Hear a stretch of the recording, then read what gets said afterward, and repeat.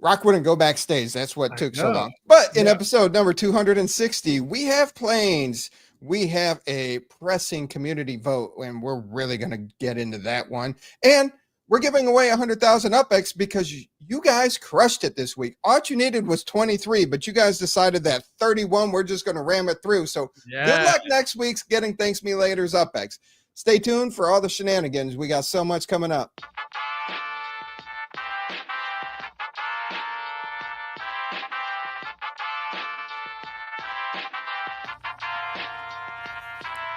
The UPX Podcast with the property expert. If it's happening in Upland, it's the place you want to check first. With your host, too stupid to win and thank me later. Bringing the strategy, news, and cool charts with all the data. This is Upland, where the metaverse goes down. Genesis, San Fran, to Rio, and all around. Don't miss a week, you never know what they'll say next. It's the Upland property experts, baby, UPX.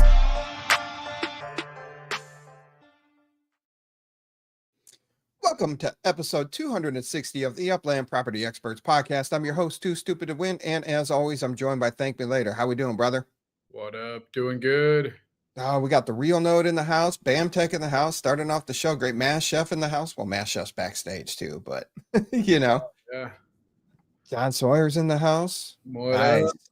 Yeah, a lot going on this week in Upland. Does this avatar look like it could be like an extra from a Blink-182 music video? Why you got to do him like that? I'm just saying. That's a compliment, I think. It just depends on where you land with Blink. You either hate them or you love them. There's no way that's like, they're okay. I know. We're going to talk about the vote. So, first of all, let me just, before we even get into that, say I'm glad that it's up for vote. I don't like how short time we had on it. I would have loved to have a couple weeks. A decision like this, we've already heard in the community, many are waiting, for this publication, other publications to kind of like get a feel for what is the community thinking. This is a big deal and has the potential to really change the future of Upland in some really big ways. I am very excited to be able to participate in this conversation. My only critique at this time is really just the short time period. Would have loved to have an extra week, maybe get some people from different sides to be able to get together and have a real conversation on it. Unfortunately, we won't. However, we will have a lively dialogue here. So feel free to jump into chat. Let us know your thoughts. That's my only critique.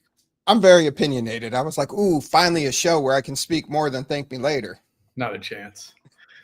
Not a chance. I get those every once in a while. The topic, like if they were like, should we release, like if it was like the NFL PA stuff, like should we go back and release all the balls? Where I'm like, no, burn them. And you're like, whoa. And Recurrier was like, no, I love all the balls. And I'm like, all right, I'm not going to mess with it. Let Recurrier have his balls.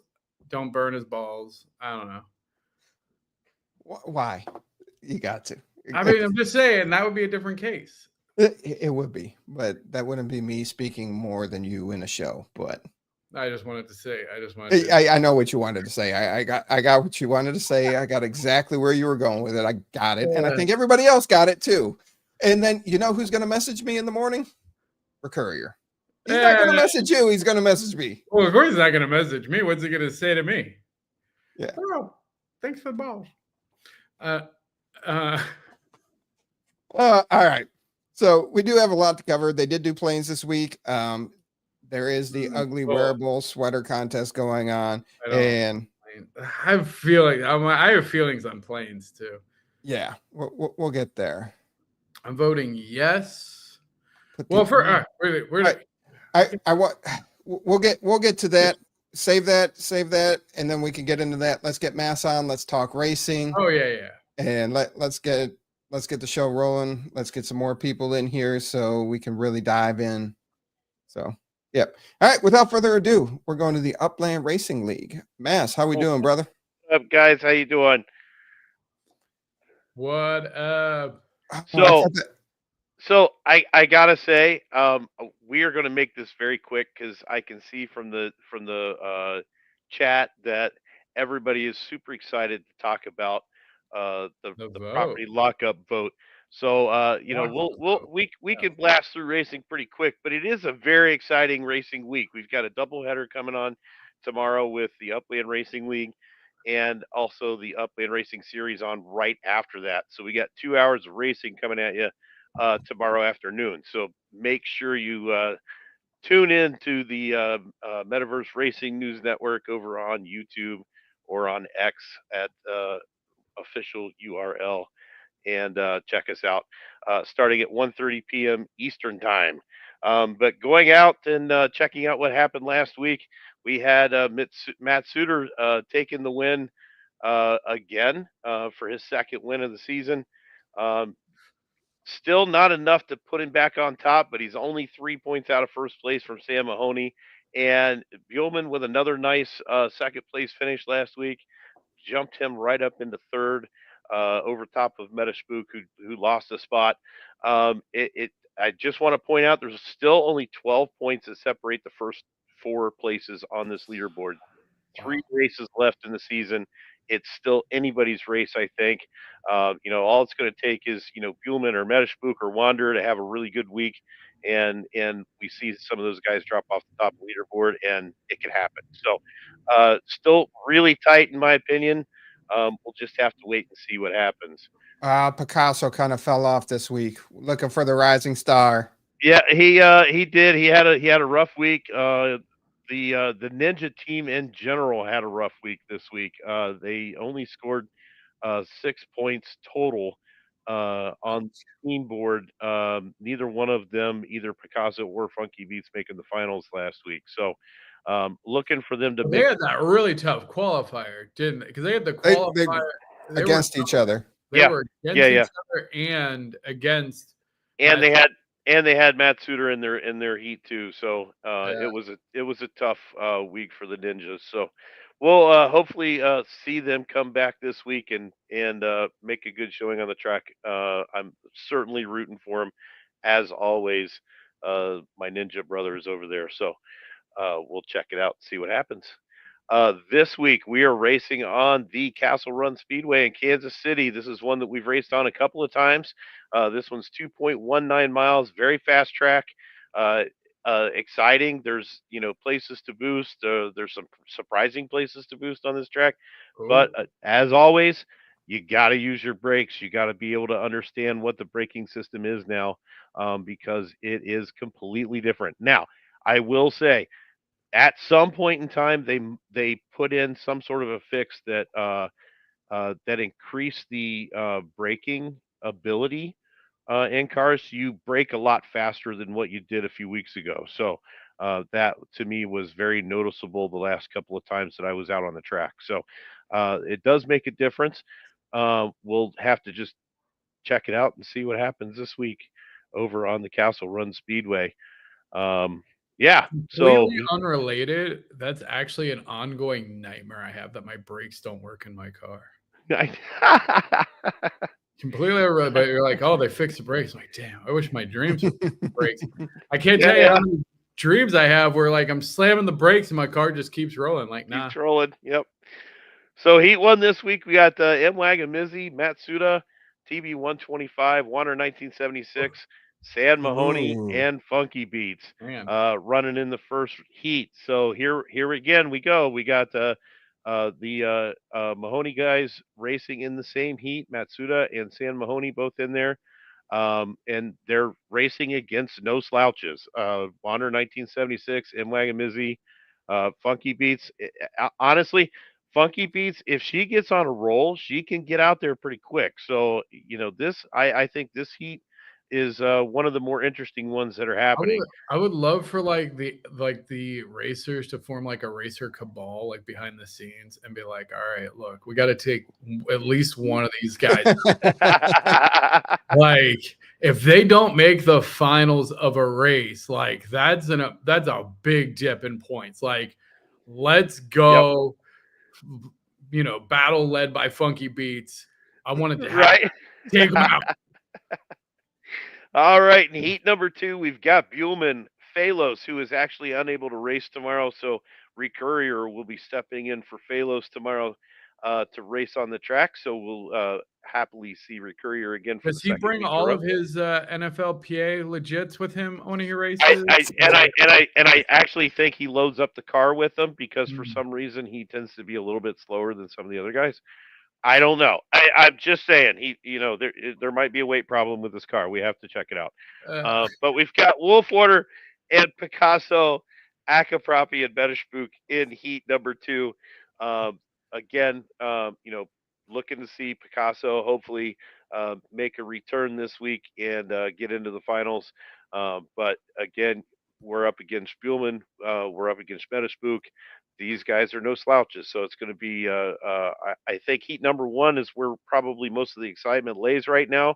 But don't shut down on heat 2 either. I think they're both going to be super exciting races, and can't wait to see them.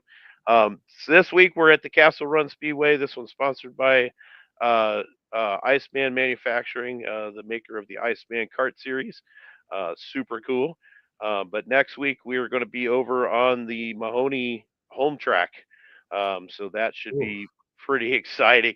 A rough race for the end of the year. So this is the track these guys are running on constantly. So we'll see how that goes. And with that said, that wraps up pretty much the URL for this week.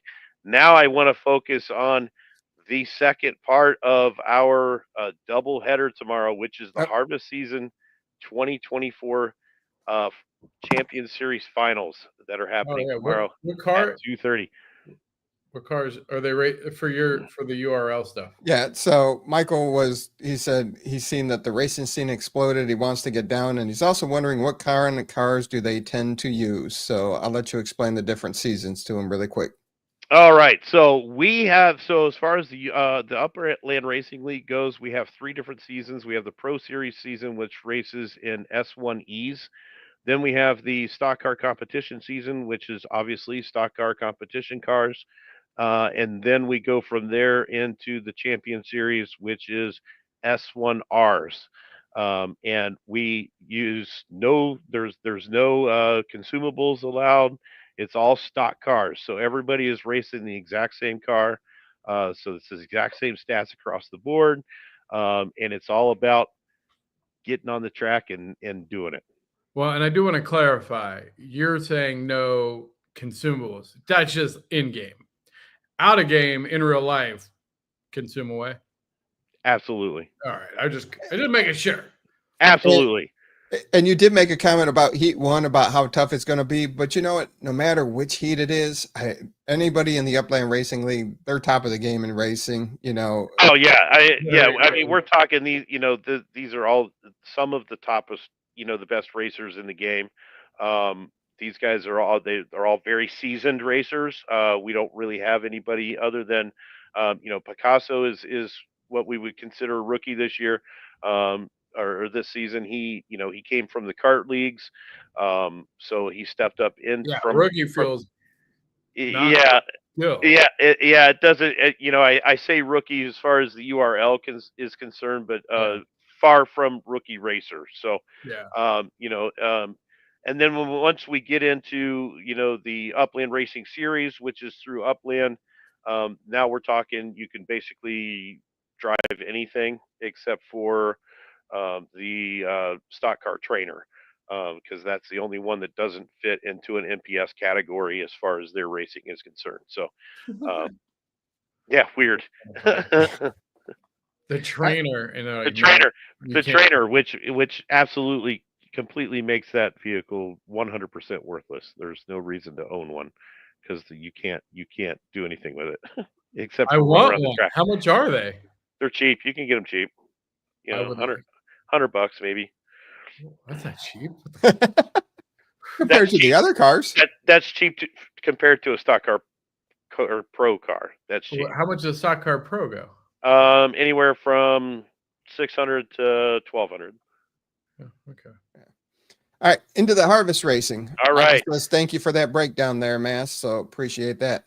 Anytime. So harvest, yes. So we're doing a harvest racing season. This is the Champion Series final. This is the vehicles that are MPS scores between 173 and 226. Now the Stock Car Pro is a 224. I believe the UK edition is the only 226, and I might even be wrong about that. I'm not completely sure about what the MPS score is on that. However, you can use consumables on this race. So as long as you do not exceed the 226 MPS score, you can put any car on the track and use a consumable to boost it up to whatever MPS score you want up to 226. So this is the first time with consumables. I have no idea what is going to happen if anybody is going to bring cars with consumables to the race, but it's going to be interesting to find out. I can hardly wait to see what happens here. So we are racing on the London track. Now this is the track they call it I believe the Big Ben Monument track or something, but in game it's called the London track. This is a extremely short track for an Upland official track. This is what they call a monument track. Um, and so most of them are in the 4 or 5 mile range. This one is 2.15 miles. However, this is the most technical track that Upland has created so far. This is 2.15 miles, but it's got 30 turns. It's got like 5 S turns. It's got a ton of chicanes running through it. It's got What's a everything. chicane? So a chicane is a turn that does that. It's not necessarily an S turn where it would go this way and then back that way again. A chicane is several S turns that are combined. Gotcha. So like if you look at this track between turns 26 and 30, that's what I would call a chicane. That's Oh. multiple S turns that are, yeah. That's just a polite way of saying some bullshit. Yeah. That's what was said to me. That's a polite way of saying you're screwed when you get to that part of the track. That's pretty much what it is. Good luck. Yeah. So watching these guys run through this race tomorrow is going to be super fun. I can't wait to see if there's going to be any combinations with boosts or any of the consumables that are out there. And I was one of the things that I was super excited about is with the last consumable sale, they dropped the price considerably on the packages. So I think that was a very Did they smart move. compensate the original owners at all on that then? I don't know. I didn't buy any of the original bundles because I thought they were priced way too high because it didn't make any kind of real economic sense to go out and spend $2,000 or 2,000 UPX for a consumable that you're only going to win 1,500 UPX on the race with. So it just was kind of pointless. So I was really glad to see that. I think that was one of the best things they've done as far as that part of the mechanic is concerned. But we'll see how it goes. Yeah. I think they need to work out the math a little bit because it's very difficult to there's consumables that are like, adds 55 points, and then other ones that only add 5, and some that add 6, and whatever. But as you start to add things up on the cars, there's a lot of combinations that you can't make that I would think that a lot of people would, I guess is my point. So I think there's still some work to be done there, but I definitely like the direction they're going in. Gotcha.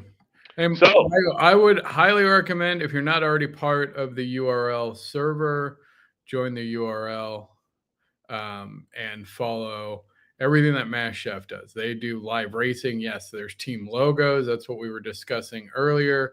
There are, dedicated teams. There's and again, Mass can talk more about it. But yes, this is very well established. Been running now for several years. Yep. And is absolutely, if you want to get into racing, this is a great place to start. For sure. And, just to finish up here with the Upland Racing Series, this is our heat selections that we had for Heat 1 and Heat 2. These are the top 12 finishers in that 173 to 226 MPS category. So the way that this works is your place that you finished in the final leaderboard is where you start your heat at. So it alternates between first, second, third, fourth, whatever. each Gotcha. odds going into Heat 1, evens going into Heat 2, with the top finisher. Number 1 finisher starts Heat number 1. Number 2 finisher starts Heat number 2. So Heat All number right. 1, we've got City Pigeon, Matsuda, Cruzarito, Phalos, Acapropi, and Alejo. So all of these guys. So City Pigeon, of course, with the Upland Garage, Matsuda with the Upland Racing League, Cruzarito with the Upland Garage, Phalos also races there. Acapropi races everywhere. Alejo had a racing server there for quite some time. Been around racing for a long time. So this is going to be a really good race, I think. Um, but can't wait to see what happens tomorrow with this.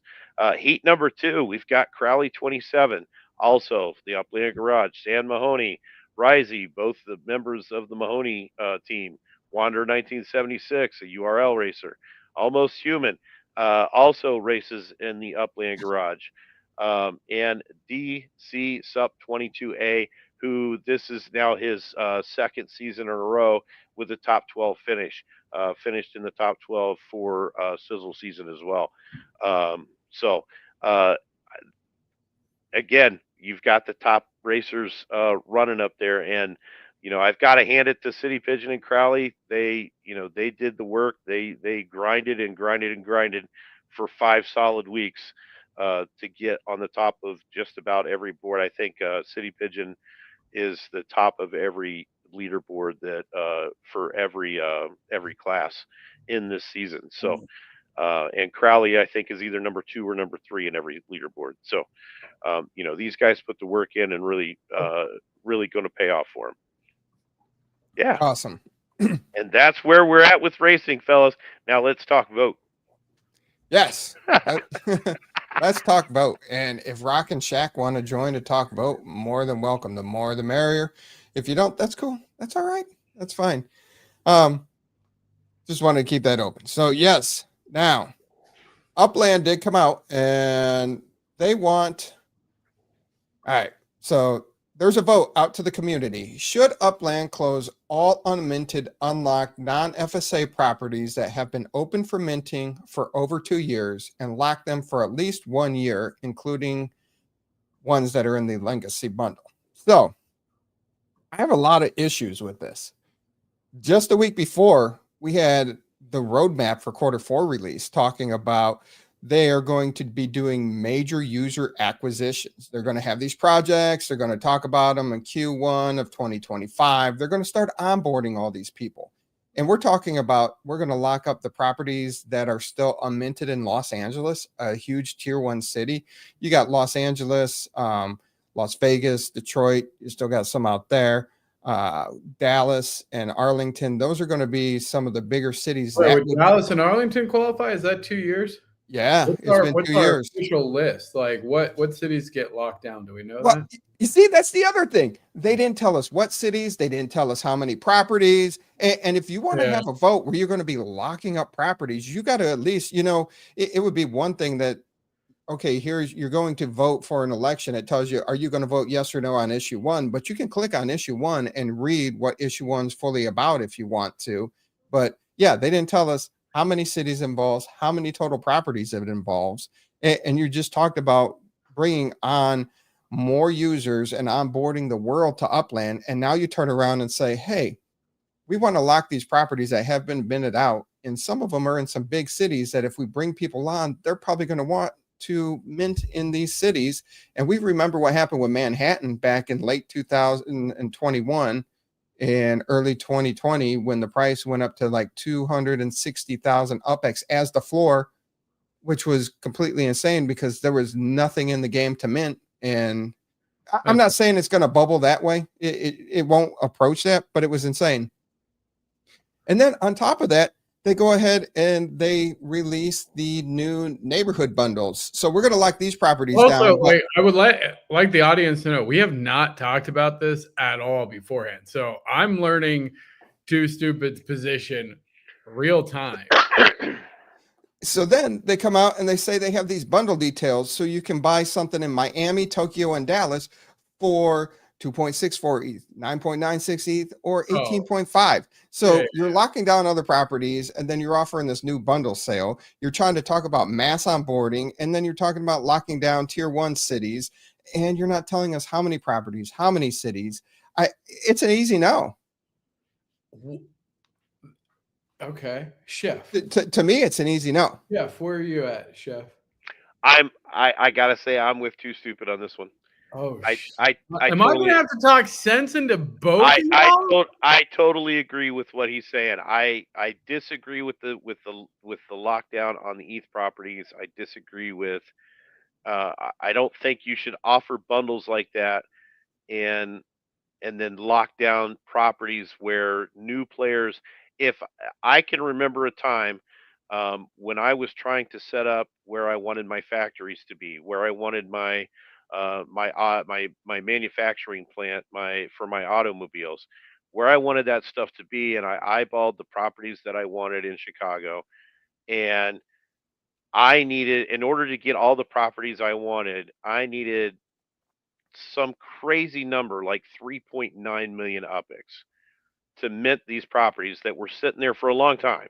And I mean, they sat there for a long time, not 2 years, because I don't think Chicago's been open for 2 years, but a long time. And because I wanted those properties to build my factories and to start building my empire, I started saving my UPX to buy those properties, and it took a long time because I was a director when I started doing it, and for them to take away the opportunity for somebody else to save up and try to mint something that they know that they wouldn't be able to normally get without saving and putting in the time and putting into the work to come up with the UPX to mint that property, to not allow everybody to have that same opportunity, to me is wrong. And so my vote was no too. Move your factories to Mexico. I'm sorry you missed the boat on LA. You should have pulled out your pocketbook and stopped being a cheap little bitch. So Chicago has been open. Chicago has been open greater than 2 years. Okay. But you know, this isn't going to all of a sudden. We're only talking about the cities that have been open for greater than 2 years: San Fran, Manhattan, Fresno, Brooklyn, Oakland, Staten Island, Bakersfield, Chicago, Cleveland, Santa Clara, Rutherford, KC, New Orleans, Nashville, Bronx, Los Angeles, Detroit, Queens, Vegas, Rio, Porto, Dallas, and Arlington. Yeah. My only complaint is that they're only locking it for a year. Lock that. If you're going to lock it permanent. Give me a 5-year. Like, okay, permanent might be a bit much. Give me 5 years. I don't want to see LA. Like, if you do this, I don't want to see new LA properties for 5 years. Well, they released. Also, I got the ninjas in chat. Actually, that was one thing. Is Hyde Park sold out yet? No. No. Oh, okay. No. So I am curious, and I saw Keith put in, I think that he's voting no. I was curious what his perspective as I don't own cryptocurrency at all. I don't own any cryptocurrency. I hate cryptocurrency. Not financial advice, but fuck cryptocurrency.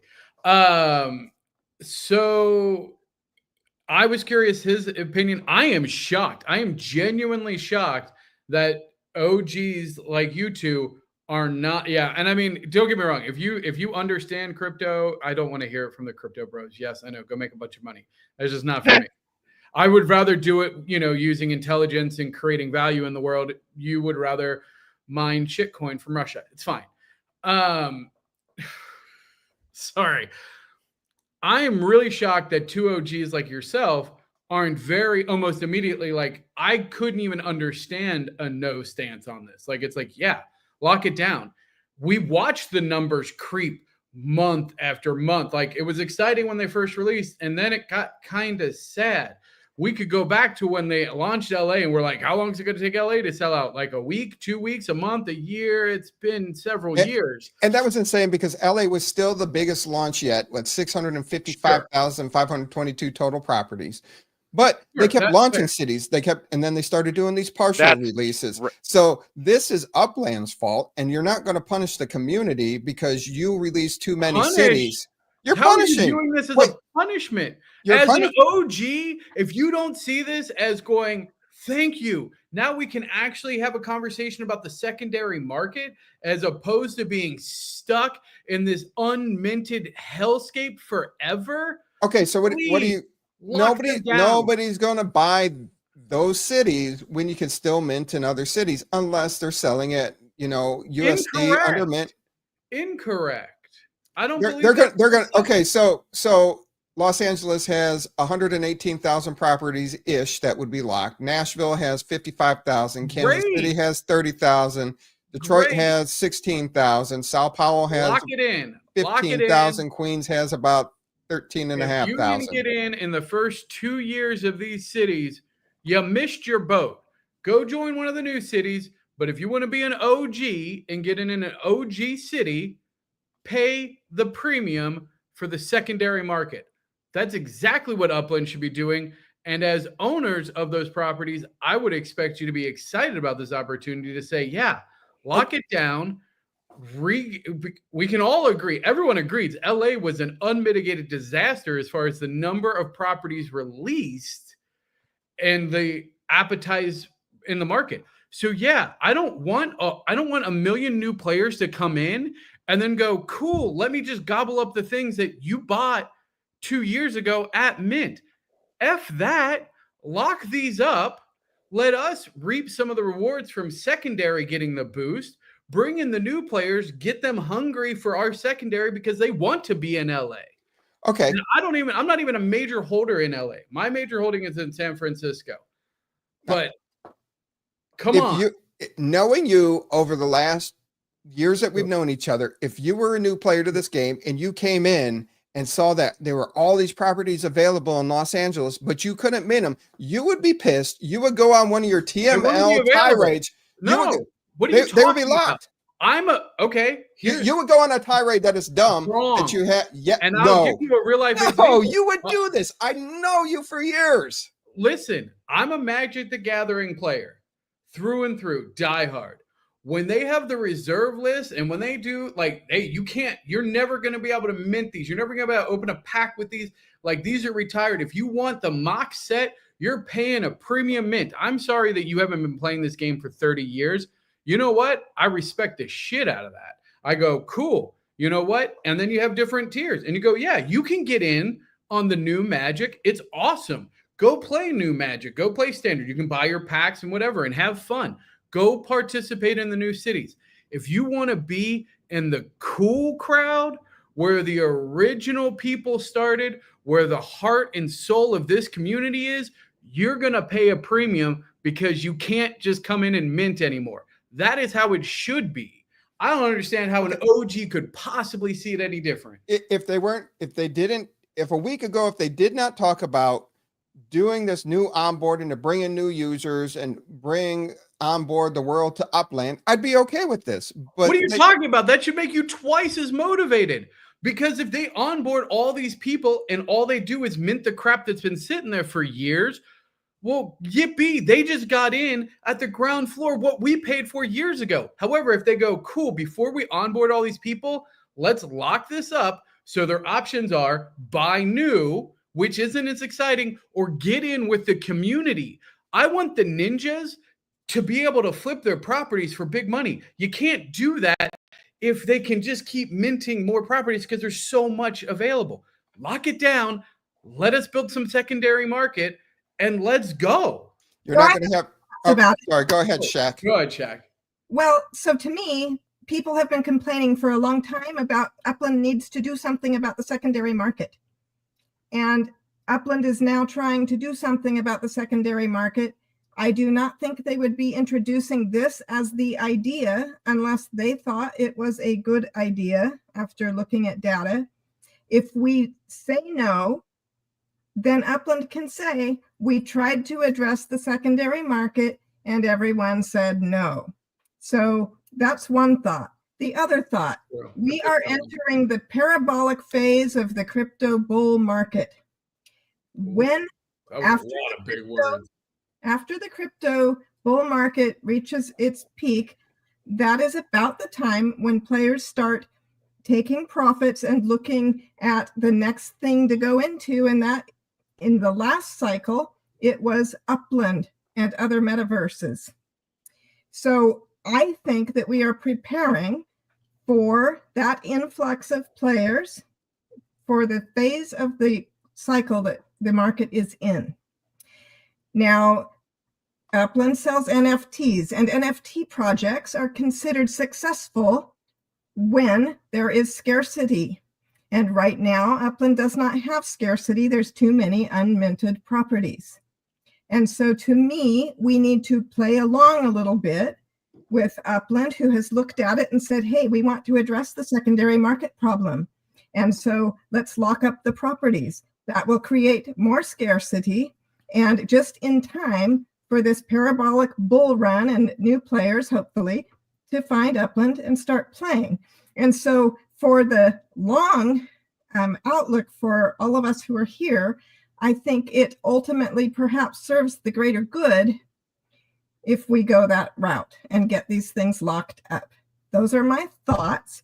I did have an idea because I know that our friend Obi-Wan and others are starting new projects in some of these areas and don't want the properties to be locked. And so one thing that Upland could do is offer to accept exemption requests. Like if you, like Obi-Wan is setting up a project in one neighborhood, and maybe they could accept some exemption requests with certain guidelines. But so I do feel for people that are just starting projects in areas that have a lot of unminted properties. But all in all, I'm kind of more of a yes. What about, and I mean, well, thank you for that, Chuck. That's fantastic. And I'm so glad that you have the correct idea. No, look, it would be a correct idea if they didn't offer these new neighborhood bundles. It would be a correct idea if they weren't talking about onboarding all these people. It would be a correct idea. Why is onboarding? How do you see that as a miss? Okay, so again, because it's you about got somebody who's like, hey, we're about to onboard. We're about to bring in $1 million. Okay, so option A, we can shill all of these unminted properties we got in LA to this new money. Or option B, we can lock those properties and give that $1 million to you guys. And you're like, no, please, Upland, take all that new money for you. You need it. What? What? I don't know. Not shocked that people who are already successful in Upland are for this idea. You're exactly right. Tara gets it. That's why I'm shocked that you're not on board, because this is a proposition for people who are already established in Upland to make a lot more money, like to be on the right side of property ownership that we bought in early. Now, I don't like I know, and that's why I was asking specifically about like the ninjas. I do know that there are projects that are starting up. The ninjas have been around, like I would almost grandfather in the high. Oh, nice, Rock. Very nice. Okay. Nice job, Rock. Dude, that is fancy. Like I like the idea of somehow incorporating, you know, I hate that the Hyde Park Ninjas might miss out on minting more. Like, because I know that they're a growing node. They still have over 1,100 properties to mint out. So here's my. I just want to say, Courier just hit it on the head. What I see is Upland what I see is Upland doing is not reducing properties, just supplementing the locked ones with too many new ones. That's fine. Like, here's the deal, though. We as a community have to decide where the value goes. If we continue to keep our focus as a community on, you know, projects that are in the starting cities, that's where the value is. So I want to say one thing. I want to say that to me, and of course my only opinion, but to me the value is in the new players. The value is the players that are coming in, because all of us, you know, all the OG players, all we're doing is passing UPX around amongst each other, because we all have stuff. No, it's a big UPX circle. Everybody knows. Yeah. So The problem is that by locking these properties, now we all know that every time they open a new city, the properties are more expensive than they were in the previous city. And It's there's just nothing depending. established. For the most part, that's what it is. But if you're bringing in new players who are paying a bigger premium for new cities that are being released by the freaking thousands, and then having to pay a premium to get into any other city, whether it's, I mean, why lock Nashville down? Let a new player go in there and mint up Nashville. Who gives a shit? Well, because Right? I mean, because at least that gives them something to mint and gives them who gives something a that shit is. about Nashville? I mean, like, no offense. That's my point. But that's no, my, who cares about unminted Nashville? Again, you're missing the point here. It's been years. There are now communities that are well established in Upland. I'll take the Hyde Park Ninjas is the perfect. In this case, it might be the ideal use case and scenario because, again, Belrose, things like that are already sold out, they're not really affected. And they have great secondary markets for people that want to get into it. They're paying a premium to get in because they've established a community. But look at Hyde Park, and again, I get it. They want to keep and kudos to them, and I don't want to point them out too much because they're not in it for the profit. The Hyde Park Ninja guys, they're there for a brand. They are there for a long haul. Like, this is not their strategy. So I'm just using that as an example because it is an active node that has a lot of 4-mint properties that would be probably affected as one of the largest ones by this. Now, from that perspective, if I was a large Hyde Park node owner that was greedy, I would be like, yeah, close it down because then I can make secondary market. And the reason that happens is, the new money will start in the new city. Cool. This is what's new and shiny. And then they're going to listen to any broadcast. They're going to consume any piece of media and go, wait, where's all the cool stuff happening? Oh, it's happening in Hyde Park. Oh, it's happening in Belrose. Oh, it's happening in El Sereno. Like, that's where I need to be. And I'm willing to pay a premium to be a part of those communities. So they've already done the legwork. But I would argue that people would pay a premium to be part of those communities regardless of whether they like properties or not. Well, no, because you can't, why? I'm not going to pay. I'm never going to pay a premium on a property when I can mint it. That's the difference. In reality, how many nodes are out there with a ton of unminted properties? Hyde Park has a lot of 13% are still unminted, but that's only 13%. I mean, how many are minted every day in Hyde Park? How long would it take to swallow up that 13%? I mean, it's still not and again, what I'm saying is lock those down. There's no reason if you're starting a new node, I don't know why you would necessarily start it in LA because no neighborhood truly is going to be fully accessible. It's already going to be broken down. I don't see I almost wouldn't want a new player coming in and getting that idea. Oh, I'll start in this. There's no one doing this random, Los Angeles. No, shut it down. If you want to start a new node, go start it in a new city somewhere fresh. That would be my advice for a new player, not financial advice.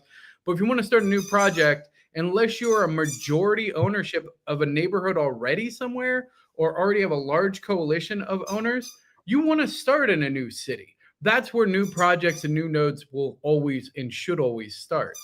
Now, again, like you said, I don't know how many of these existing, larger projects don't have minted out places yet, but overall, I'm very for this. I had an idea though. So here's my compromises. So let's say, first of all, it's only a year ban, right? So I didn't realize that.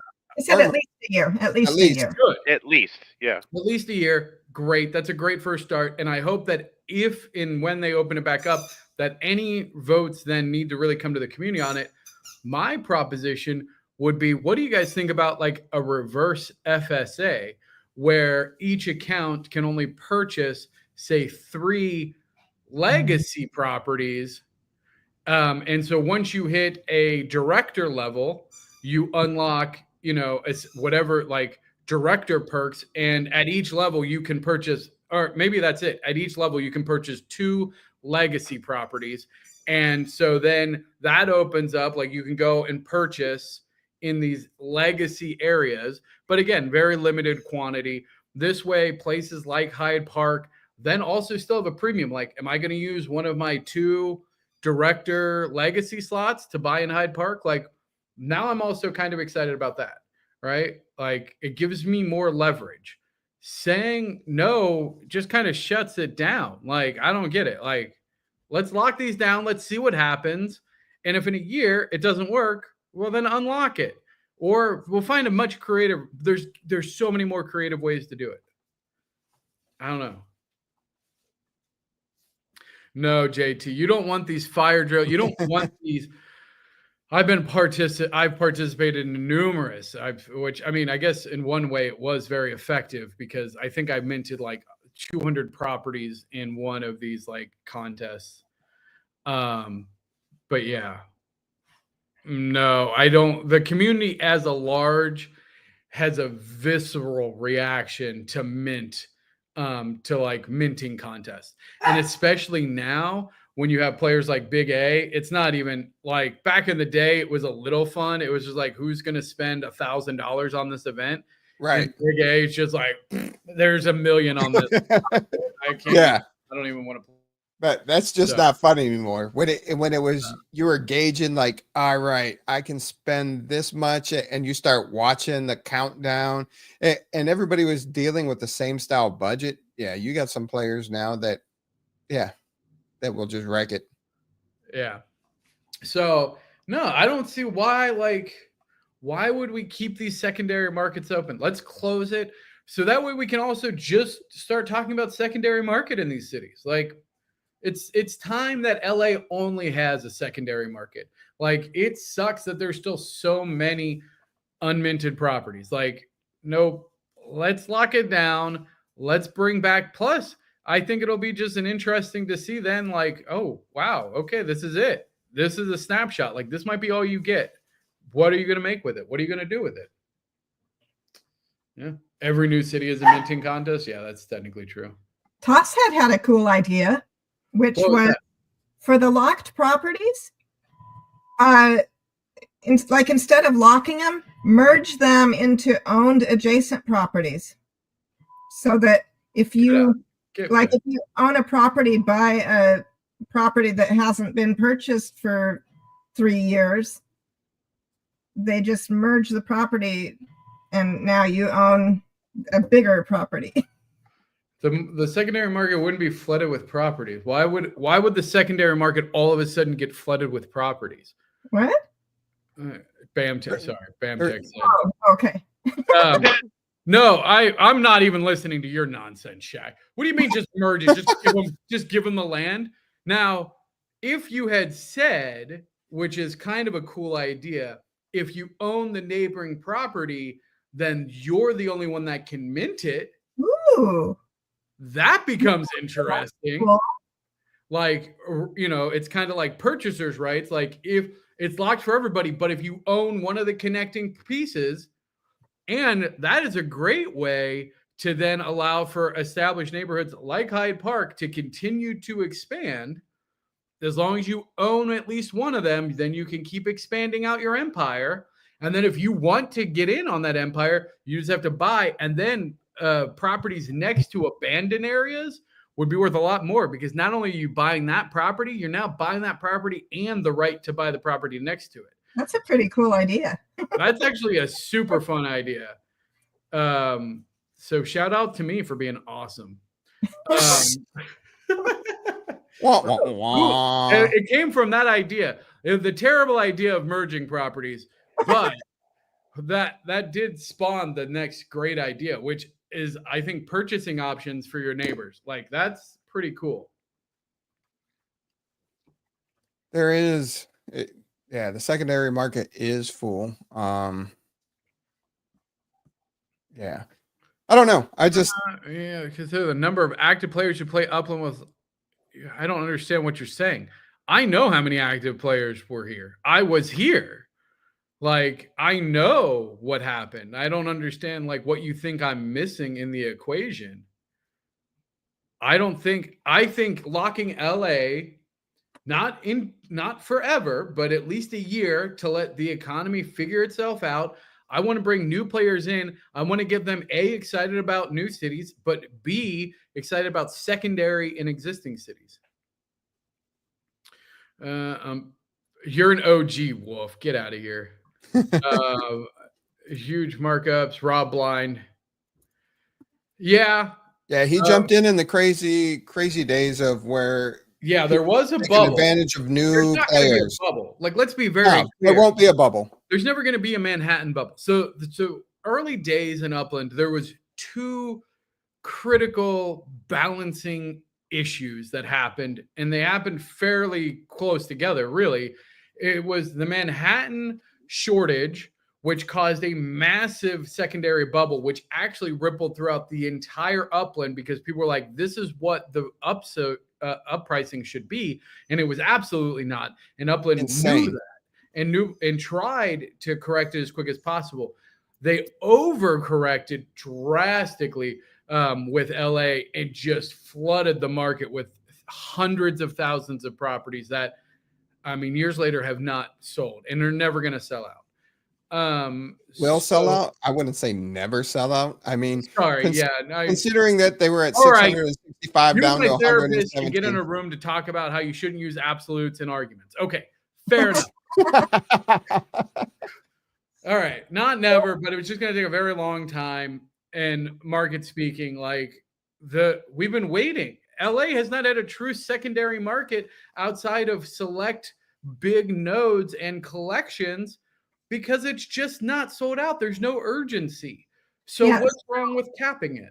So I think what that guy earlier was trying to say was that there were a lot more daily active users back when Los Angeles was released, and that player base has continued to fall since then. It was, I mean, really? We think we're at a lower. You think, and this is a genuine question, which is shocking to me. We're at a lower active daily count today than we were when LA was released? Yes. Well, I'd love for the community to correct me, but I believe that that's true. I think if you look at DApp Radar, it's fallen off quite significantly. And I think part of the problem is that it has become, it used to be that people enjoyed making money in Upland. The secondary market was hot, ornaments cost a lot, properties cost a lot, and it's become very difficult to make money in Upland. And let's face it, we spend a lot of time. It's like a full-time job. Oh, for sure. And there should be some money in it. And so my thinking is that when new players come to Upland, there needs to be more opportunity for them to actually make money, because that's what gets people to stay, that and the community. And so I would say community, then money.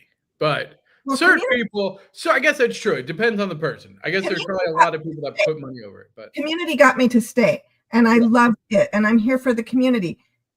But I've been doing this now for almost 3 years. I do it like a full-time job, and I need to be able to start earning something for the work that I put in. And I think a lot of people probably feel that way. You can't devote that much time to something forever if there's nothing coming back. So anyway, that's just my way of saying that I think if they can do something to bring the secondary market up and fix the UPX USD differential, I think that would be good for all of us, because it might help get more players into the game and make them stay in the game. And if you think about it, I was just scrolling back. So I do have data from 11/9/23. So just over a year ago, there was 138,025 properties still unminted in Los Angeles, and we're still sitting at 117 unminted. So in the past year, Los Angeles has only minted about an additional 21,000 properties, give or take. Yeah. So I don't want to wait 5 years for there to be a true secondary market across LA. And yeah, okay, it might be a Band-Aid, but better than doing nothing. Like, what do you guys want to do? Like, how are you going to again, I see this as a huge I am genuinely I really thought I was going to come into this on no resistance. Like I was going to have to argue no, guys, maybe we should, not lock it. And you guys are like, no, why would we lock it? Lock it down. What? How is that? Don't lock it down. Person who owns a single property in LA, not like, yes, please God, lock it down so we can actually start making some freaking money in here. Like it's not about locking it down. It's the UPX to USD. That's where you're not making money. We've undersold everything so much. But do you not understand? Like this starts that correction because now I don't have these new mint properties that I can, get at cost. Like, so now if I want to be in those areas, I'm going to pay a premium. Like a rising tide lifts all boats. If I'm paying a premium on these, then the people that have the money now can go buy other things. Some trickle down economy starts to happen because when the new players come in, I don't want them minting LA. I want them buying secondary LA. Like this money that's coming in from presumably the crypto boom, like, yep, say what I'm not going to get political, but Bitcoin is busting. And which means that likely secondary, trickle down in this area would mean that there is going to come back to Upland to some degree. And if they partner that with some sort of big acquisition of users, however they do that, again, I don't want these users going and minting LA. They lost that chance. We did that 2 years ago. You went into LA, you buy it secondary. You went into San Francisco, you're in secondary. Anything that's been around for 2 years, get in line. You're not buying it direct. You're buying it from a player. And that's how we get money back into the economy. Let's go vote yes. Okay. So, I just looked at it. So we talked about the cities that would be locked down. We're talking about locking over 80% of the properties that are available to mint right now in Upland. Good. Fantastic. 80% is good. Locking 80% of the unminted properties. Yep. Lock it down. Throw away the key. I don't want to see them anymore. You overdid it. You put them in the vault. Imagine if baseball cards had taken all those Ken Griffey Jr. cards they minted in the 90s and hid them away when they realized, oh crap, we're about to break the whole base card. And if you know anything about baseball cards, that was a solid reference. Okay. How pissed will you be within 2 months that they release another city after locking over 80% of the cities? Keep releasing cities and then put a 2-year moratorium on it that says once it's been open for 2 years, you can't mint anymore. Cool. Well, great. stop opening new cities then you wouldn't have this problem. Then I think it should be a year actually. But anyway, allow a certain window. This is your time to mint it. And once it's out, you have to buy secondary. Cool. That's fantastic. I love it. What are you talking about? How is that not a great idea? And that's the other thing. They should have put these numbers. We should not have worked through these numbers on the show. Well, this should have been out there in the belt. About numbers, but I'm like, I want to see the numbers. No. Where are my totem numbers? You're like, it's a game. Figure it out. It's a game. Figure it out. Not on a vote. Durka. It's all the same. It's even more. It's not all the same. That's even more important. That's real money. That's actual money. No, this is a vote. Totems wasn't a vote, and you figured it out. That's the game part of it. That's right.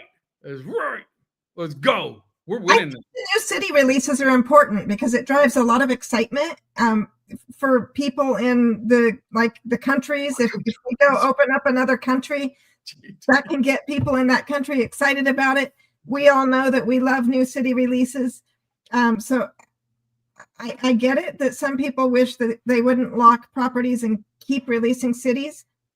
But if we can lock properties to help the secondary and keep releasing new cities for the excitement, it's really, this whole thing is about players, getting more players in, keeping players in, making it a more exciting, successful experience for players. And so I think we can do both. Lock it All right. down and keep releasing new places. But 80% of the available properties right now, we're going to lock down. ThankMeLater would Yes. you would rage out if you got into a new game and you were floating around and you were trying to buy new properties. You're like, I can't buy anything. It's all locked down. You would be raging for days on this if you came into a new game and you couldn't buy 80% of the game. No, because Yes. the thing is, Yes, can you still would. buy. Those aren't. You're looking at it as somebody's going to click on it and go, nope, you can't mint it. Like they're just going to be like, we had that. We had tons of properties you could just click on. It's like, oh, it's not for sale. Okay, cool. However, all of the other ones that are secondary, guess what? They're all available for you. Come to the secondary market where you can buy it way under mint. You can get it for pennies on the dollar. Go buy that. Eat up all that secondary and let us get some freaking profit flowing in here. Like, So all they're what? going to do is they're going to lock this down. They're going to have new player acquisition starting in Q1 of 2025. And they're just going to release city after city after city. So you don't care about these old cities anymore. No, wrong. Like, again, go look at any collectible of anything. Do they still mint? Do they still print the baseball cards from 3 years ago? No. F no, you don't. Like, you stop minting them after a while. You go, oh, I guess we're on to the next season. That's cities now. Like, we're not going to make any more properties. We're locking them down. You buy what you want now, and then we're closing it down, and now you move on. And guess what? You have to continue to have reasons for those older cities to have value. That hasn't changed. If anything, this should put a fire under their ass to go, well, Upland's not making money anymore unless they're selling those secondary properties, which again incentivizes them to give reason for the secondary market in LA. Because the only way they're going to make money is if we make money. Now our interests are aligned.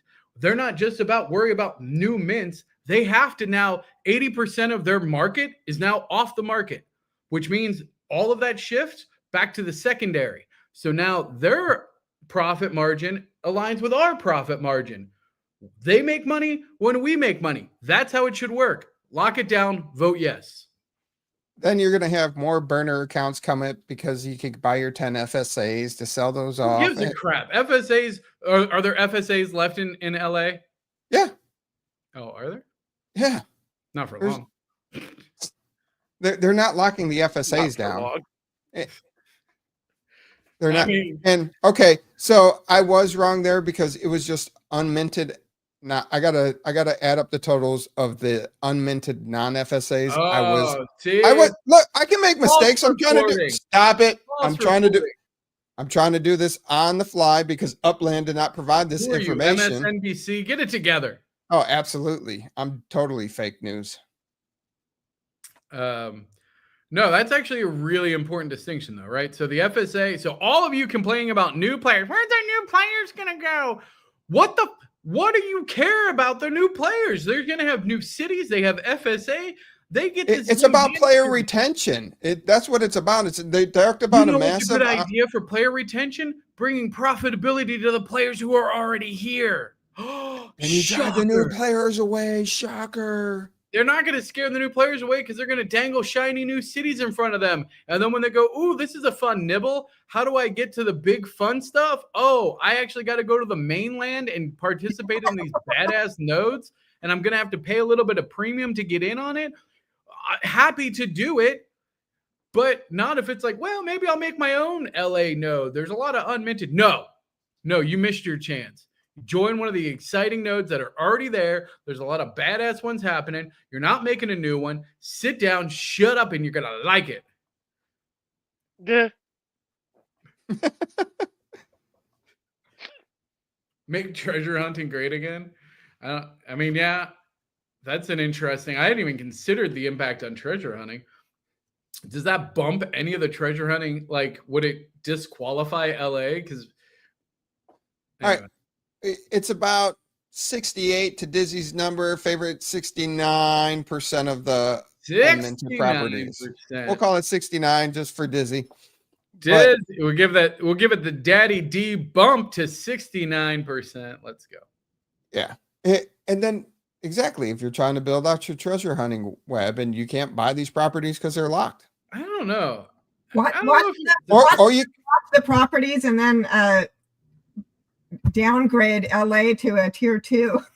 that's what oh, that's the next meltdown is after they downgrade LA after locking the properties. that would be a shit show. That would definitely be. I would not advise Upland to do that. That would be against my advice on that for sure. But people trying to make a web. I don't know. I just think you have to figure it out, and just locking properties because you release too many cities is not the best option. It's not that people are buying the new cities. The Yeah. problem isn't them buying the new cities. It's no one's going back and minting LA. And how do you make that exciting without some sort of okay. Again, you build a all these community. people- You build a community like Belrose. You build a community like Quailwood. You build a How does community. Upland do that? You're putting the onus back on the players again. Like Upland can't do events like they did in New Orleans. If they would hold big, exciting events, and this is something I've heard Umbrella Boy talk about, and give big Spark awards or some really good awards to stimulate minting and building in cities. I think that is another really desirable option. And that feels like something that they're going to expect the community to do. Like, it doesn't feel like something that Upland's going to really get behind, because also like they really can't play favorites. Like, that's the other thing is when you start to think about it, it becomes Upland has to stay agnostic. Like, as we continue to grow, they can't be shown to show favoritism towards any really city. I mean, they should towards San Francisco, obviously, because it's the best city and it's a Genesis city. So obviously they should throw lots and lots of promotions at it. But again, every time you think about that, you're going to disrupt a lot more of the player base. So you can't really do, and everybody who's saying, Joe, throw some discounts at it.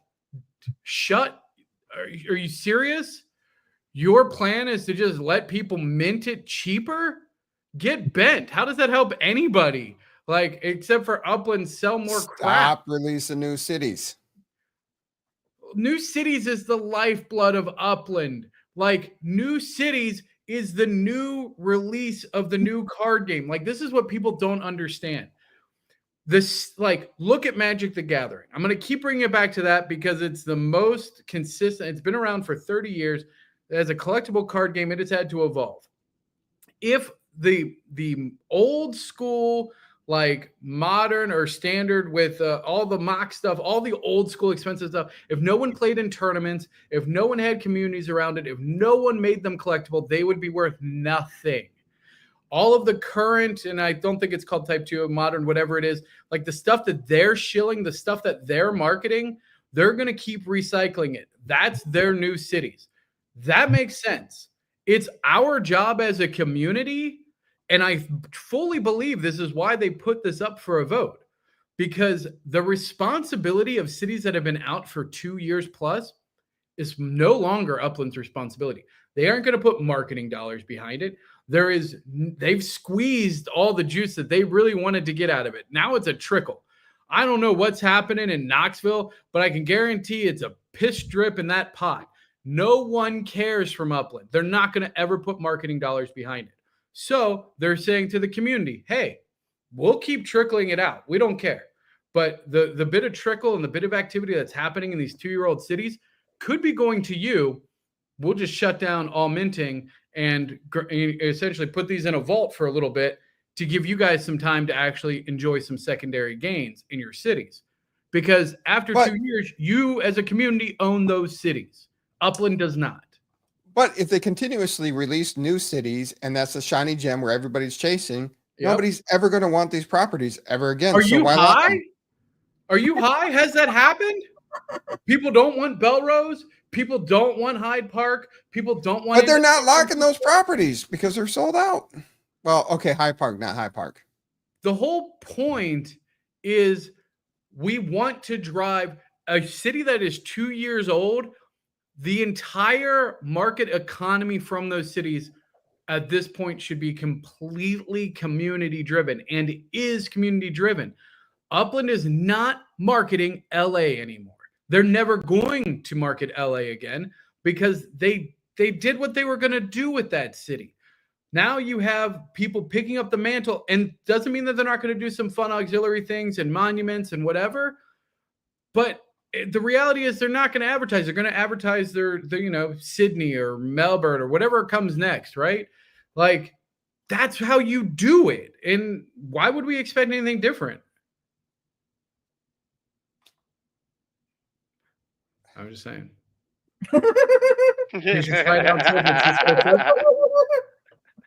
But they've continuously released partials of all these other bright, shiny object cities, and without letting the other ones. I don't know. We're beating a dead horse here. You're going yes, I'm going no. Shaq going yes, Mass is going no. Wait, I want to see. I want to revote on Mass. Mass, you still no? I'm still no. Oh, you liar. Don't you lie to me. I mean, again, I think it's fascinating, and you're right. We could, and this is why I'm a little bummed. My only thing on this is we didn't get enough time to talk about it. Honestly. That I do agree with. Yeah, 100%. I agree with that. This is a really big decision. We definitely needed like a couple weeks to get people. And again, I would love to get other people from, the community to hear their point of view. But I think we can all agree, in the meantime, let's just go ahead and vote yes, lock it down, and then we'll figure out what to do with it later. Yeah. But that is the thing. Oh, we're agreed? All right, fantastic. They should Upland in this saying, hey, we're going to do this. It's going to affect these cities. It's going to affect this many properties and this percentage of unminted properties. That would have been fair for a disclosure of information on such an important vote to the community. 30 seconds to figure it out? Like, who gives a crap? No, wait, no, mister, I don't want to figure things out. No. They have to feed me everything. It's a game. Somebody tell me how to get to Chicago. Come on, how do I get to Chicago? Come on, no, you can't pull that card. No. It doesn't matter. That's a number that doesn't matter. You just want statistics when it feels like it's going to help you. It doesn't matter. I don't care if it's one property or a million properties. Doesn't matter to me. The sound principle of if it's been open for 2 years, we're locking it down for at least a year. Cool. That's all I need to know. I don't give a crap. No, it's not. It's not. You're just playing the devil's advocate on this. No, it's not. I'm telling you, I immediately was like, yeah, this is a hard yes for me. Like, I know what I need to know. Thank you, Upland. Great. I think they should do warnings. I think they should say, like, LA will lock in 2 weeks or 1 week or whatever. Oh, yeah. Right? Go get your... And it should be a lock. It should be like a countdown. It should be New Year's, but it should be the reverse of what they did last year, where they accidentally unlocked a bunch of properties on New Year. You remember that? There was a bunch of like random properties that like in the middle of the night unlocked, and people were like, "Whoa, shit!" Yeah. This stream needs to run until the debate is settled. I think that would go until. I think that would go until the vote ended. Okay, Bam, I did do some miscalculation. My math wasn't mathing right. I didn't look at the unminted FSAs only, or non-FSA properties. So it's actually 69%, but still, yeah, 69% of the properties would be locked, not 80. All right. Good. So, and if somebody wants to jump on and give us their opinion, definitely hit me up right now in Discord, and I can pull you on, because we can definitely keep talking about this. No, we're done with this. Everyone just said we're done beating this horse. And you're like, well, if anybody else would like to come on and kick this horse, let me know. Yes, because your opinion's not always right. It is, in this case. You say that about every case you make. Well, you can't, I have a track record of being right. So I do think it's important for them to allow exemptions. Hyde Park should be exempt. You can't start exempting. As soon as you start redlining it like that, again, that's favoritism. You can't do it. It's got to be blanket.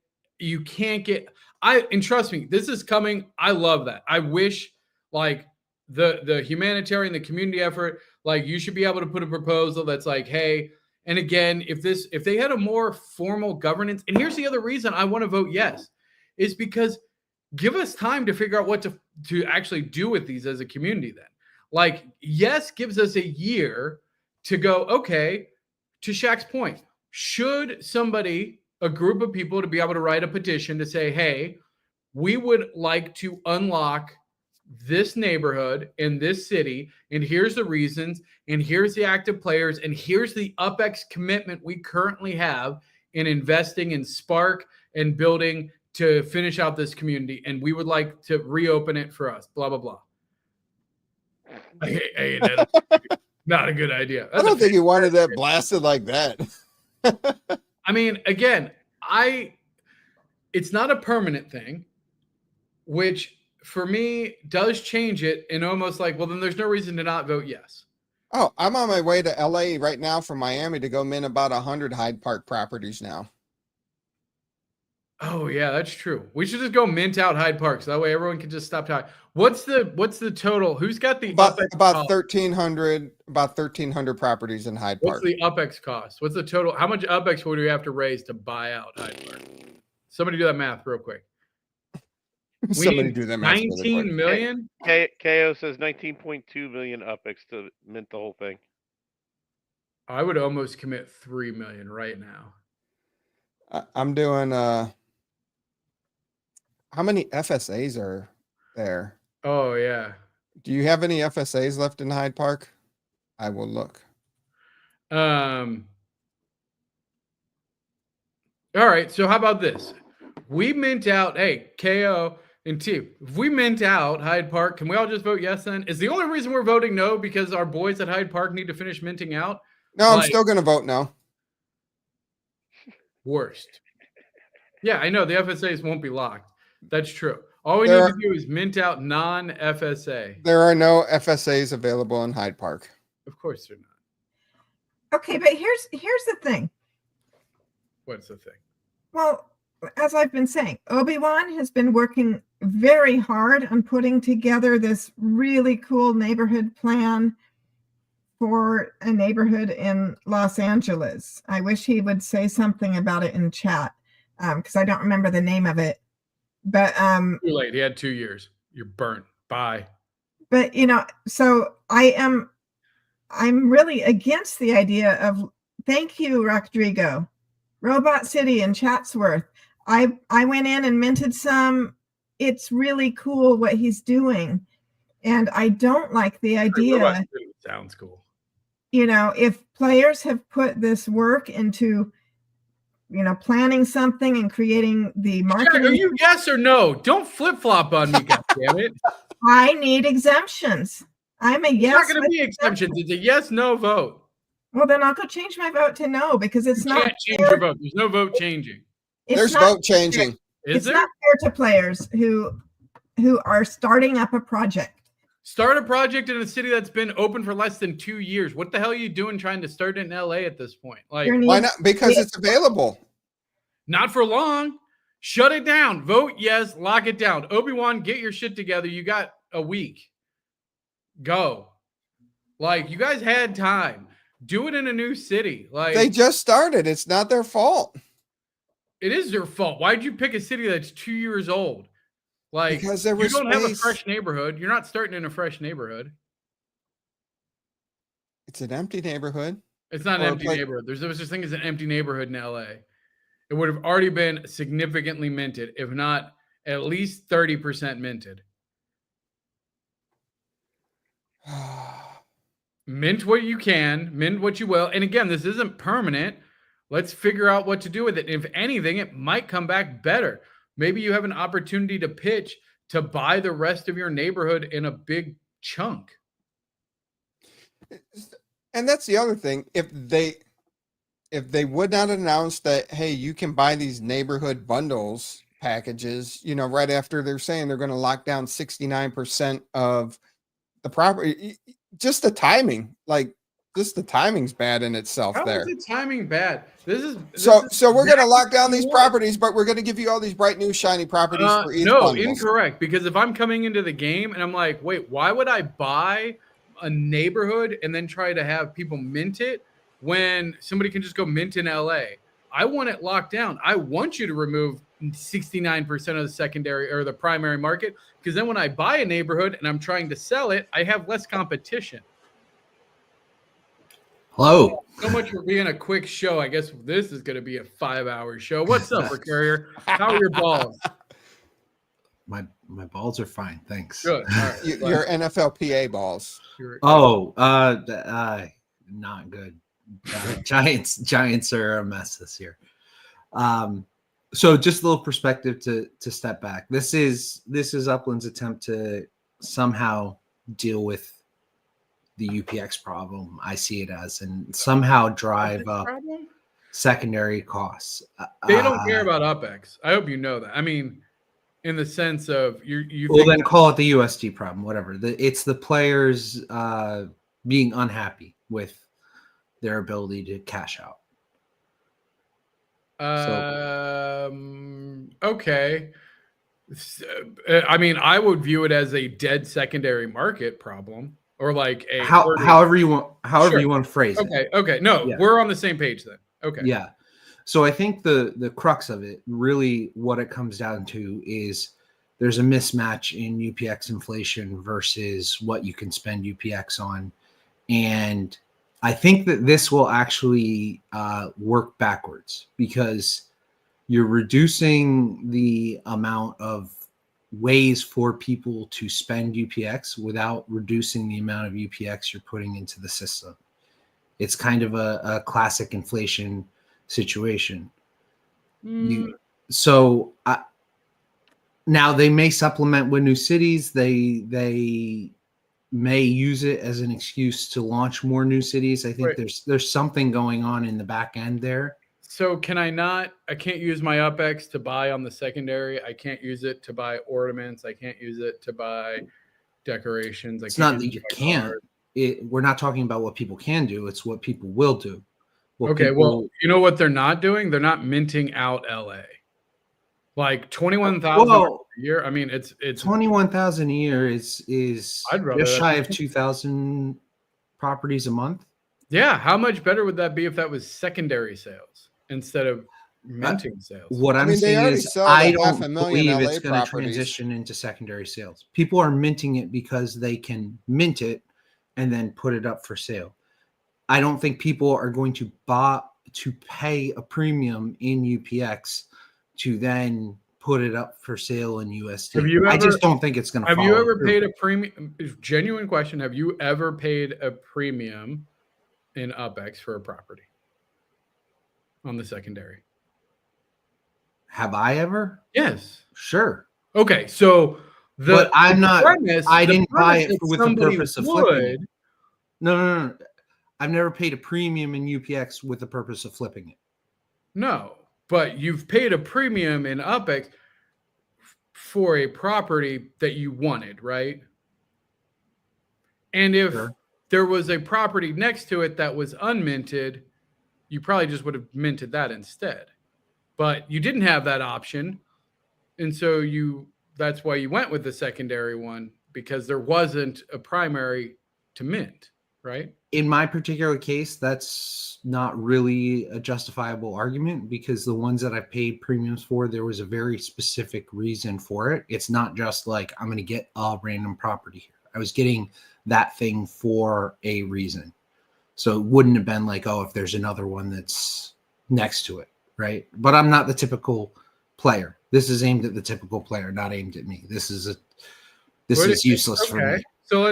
So then tell me this. What do you see? Define a typical player then. Like, what do you see the play cycle or the activity cycle in your mind of a typical player? Well, I think a typical player, first off, is not a CE. There's not a lot of us compared to the total amount of players. Sure. I don't think a typical player is looking to buy properties and then hold them for 4, 5, 6, 7, 8, 9, 10 years. That's most players cycle through properties more quickly, and I'm looking to build out something more long-term.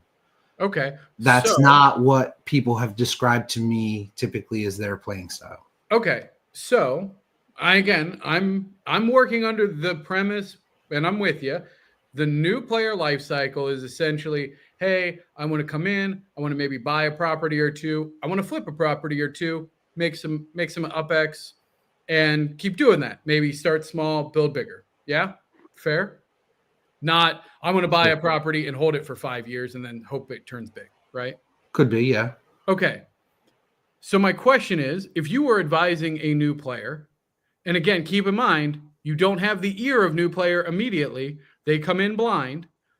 And if a new player had the option to mint in LA or say Tokyo, London, or insert new tier 1 city, which one would you advise, not financial advice, but which one, if you were a new player, would you mint in for the purpose of buy a couple, flip a couple, repeat? And I wouldn't advise them to do that. It's not an answer I can really give. Okay, well, based on your everyday player who just wants to buy a couple properties and flip a couple properties, in no way, shape, or form would I ever recommend minting in LA. That is a death trap to your UPX because you're going to have to sell under mint almost certainly. And if you're going to hold it, like again, these are longer holds where if you don't have that option and you can only mint in the new cities, you have a way higher chance of being a happy onboarded user because you're buying into what is. Imagine I went to the store and Magic the Gathering, this is good Magic, and somebody sold me a pack of Portals or Alliance or one of these dead ass sets that has terrible cards in it, but nobody told me. It's a true story that actually happened. Portal 2 was one of the first, anyway, terrible expansions. But you're now directing new players towards what they should be buying, which is if you're going to mint, go mint in a brand new shiny city. Maybe you'll get a collection.Maybe you'll be able to flip it. That's going to have way higher turnover than buying in LA. Like that's could be. I don't think it's going to have the effect that they think it's going to have. That's part of the problem. The second part of the problem is you're basing that on and now I'm not trying to put you on the spot, but I will say that Dirk and Idan are they're economists. Like that's like literally what they do is study and develop economies. Now I'm not coming here with an economic background at all. I can't balance a checkbook, but so where are you basing it on? Like where you think this is now gonna right now, and you sat in on the same CE lunch that I did. Right now, the economy they have designed is failing. And they are looking to players for input on what else to do. And they're taking feedback, which I think is good.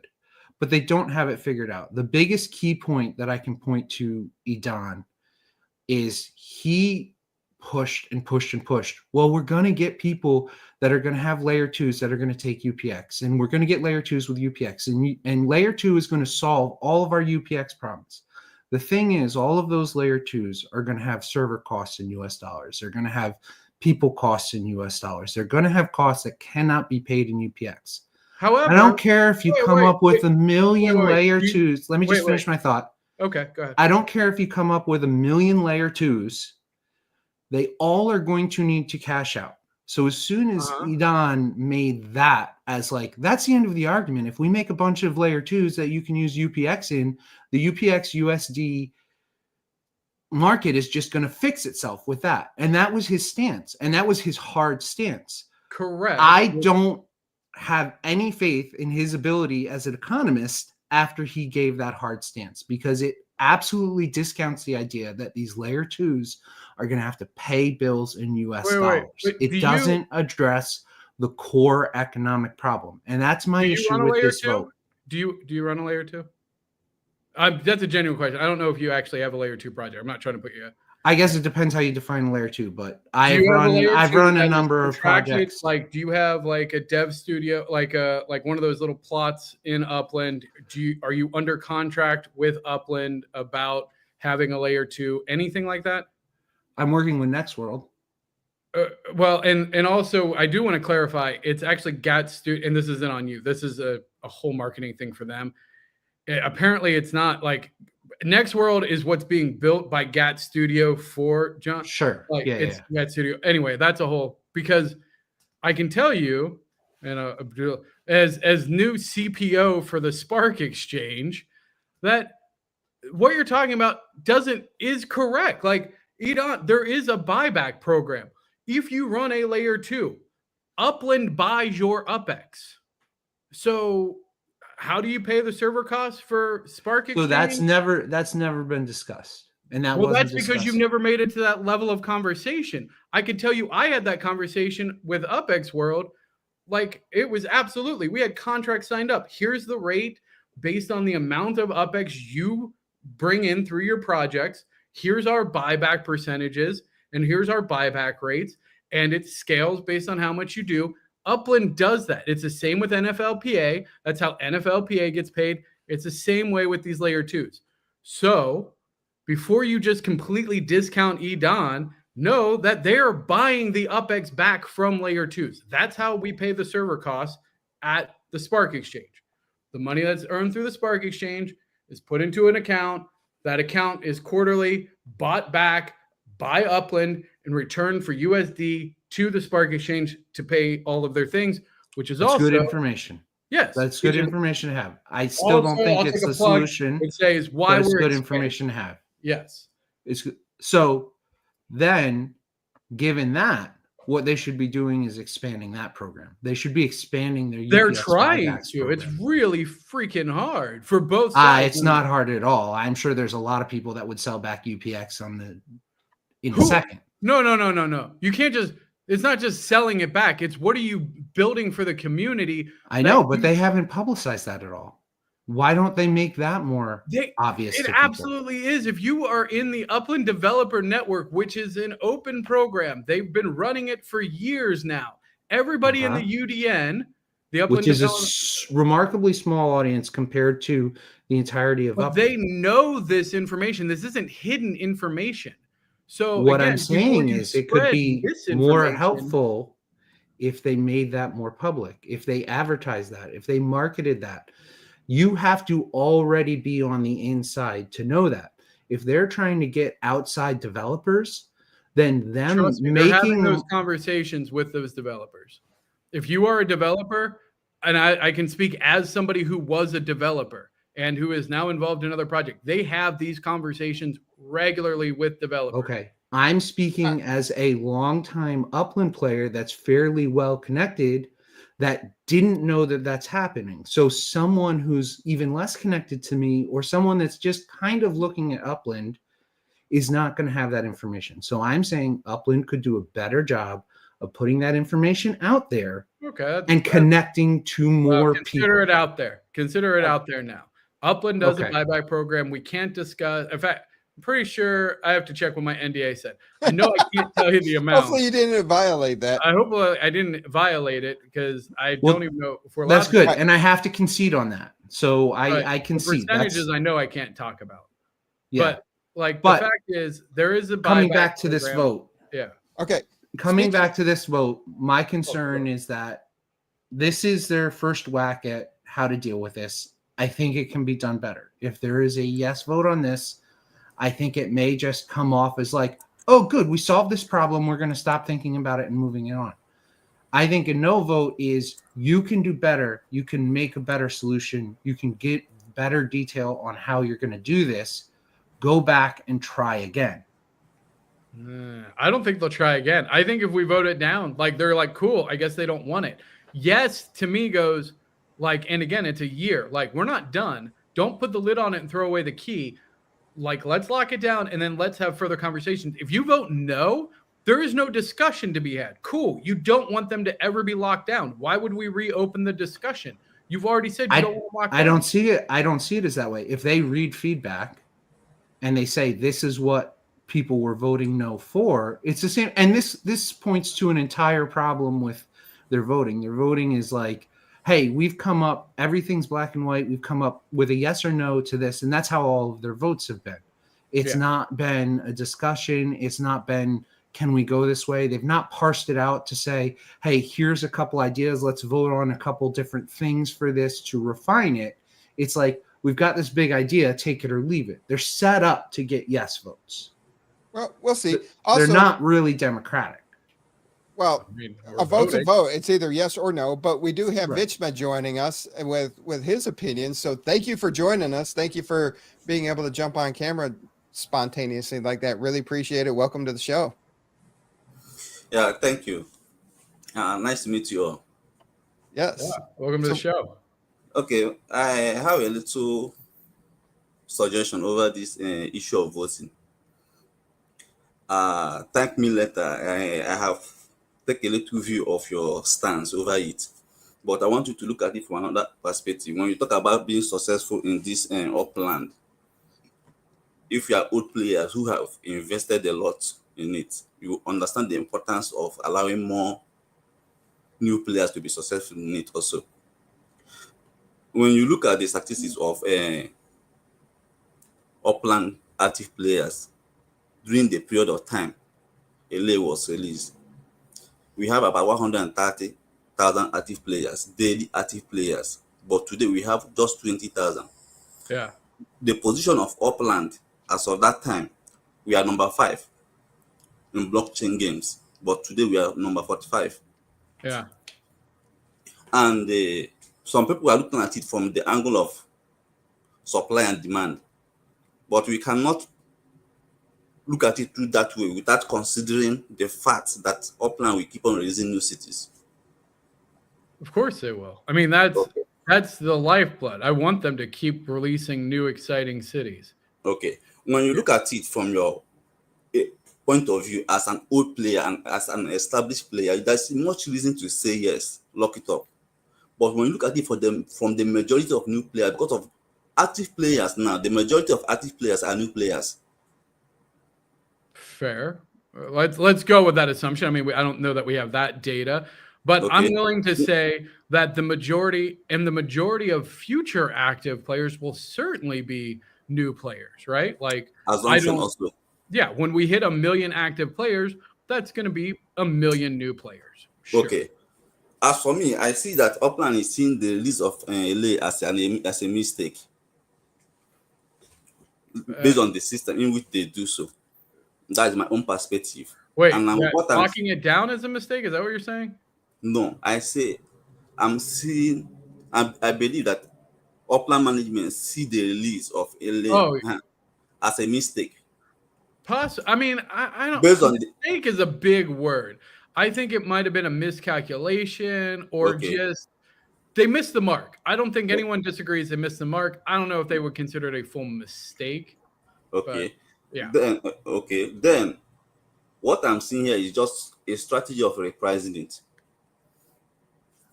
Based on the stage Upland is operating now, based on the stage Upland is operating now, it's very, very difficult for you to join this game with 5,000 players, with $5,000, with $2,000, without being so much active in it and be successful in it.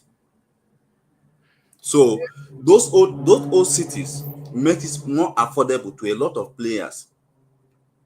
And the release of new cities is just, I would say, it's a strategy in which Upland is using to manage the UPS, the circulation of the UPS.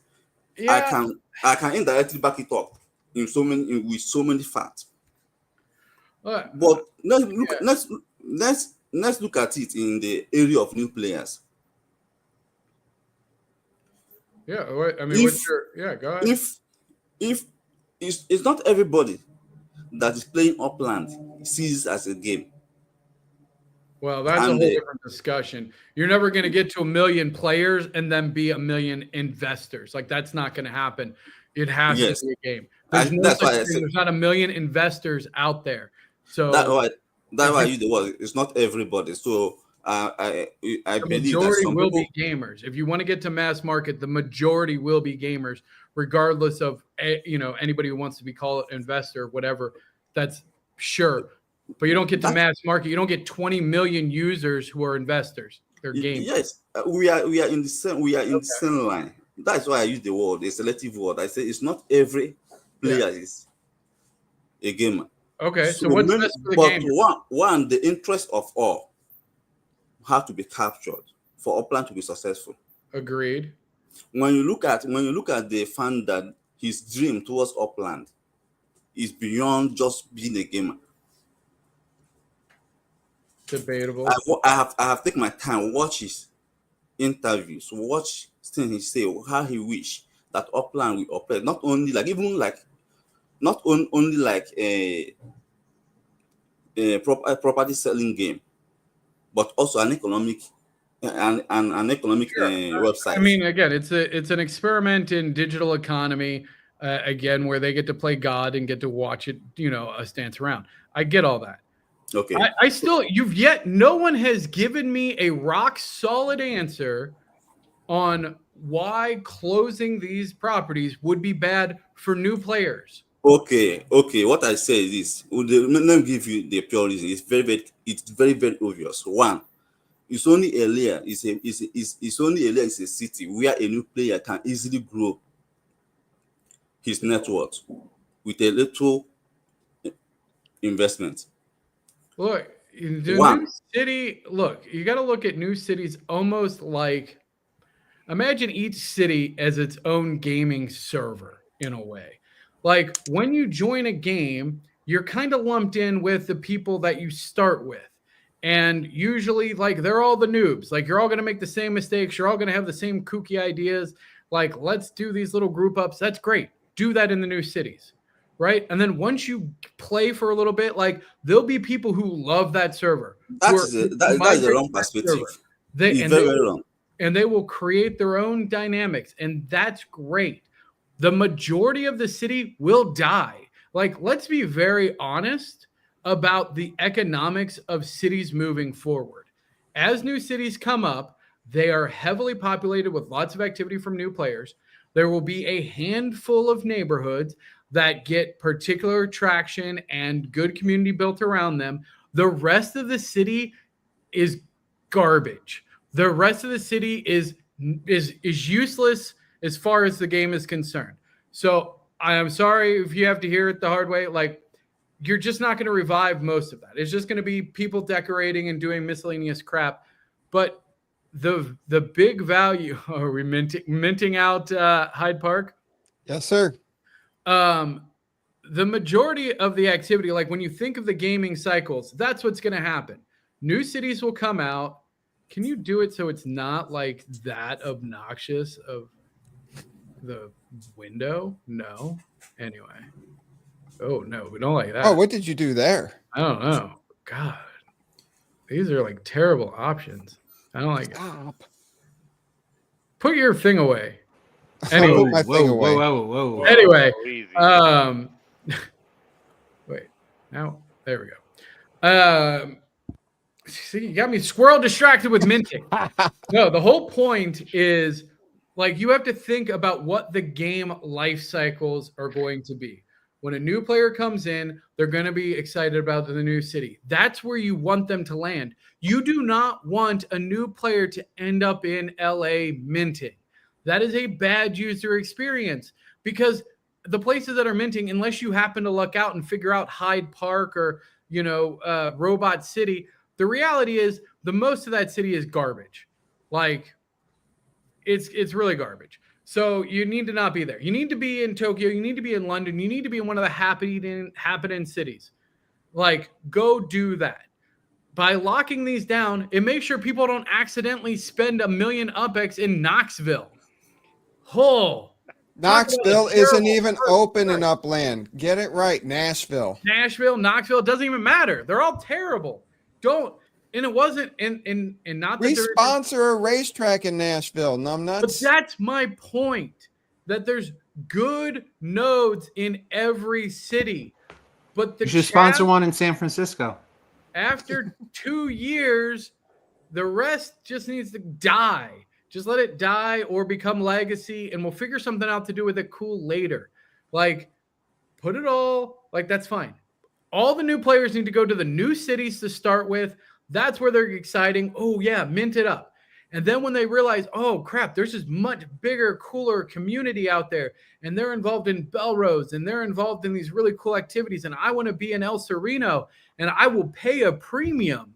I will sell my property at a premium to go be in these neighborhoods. I will. But you can already do that. You don't need these properties locked down to go hang out in these neighborhoods.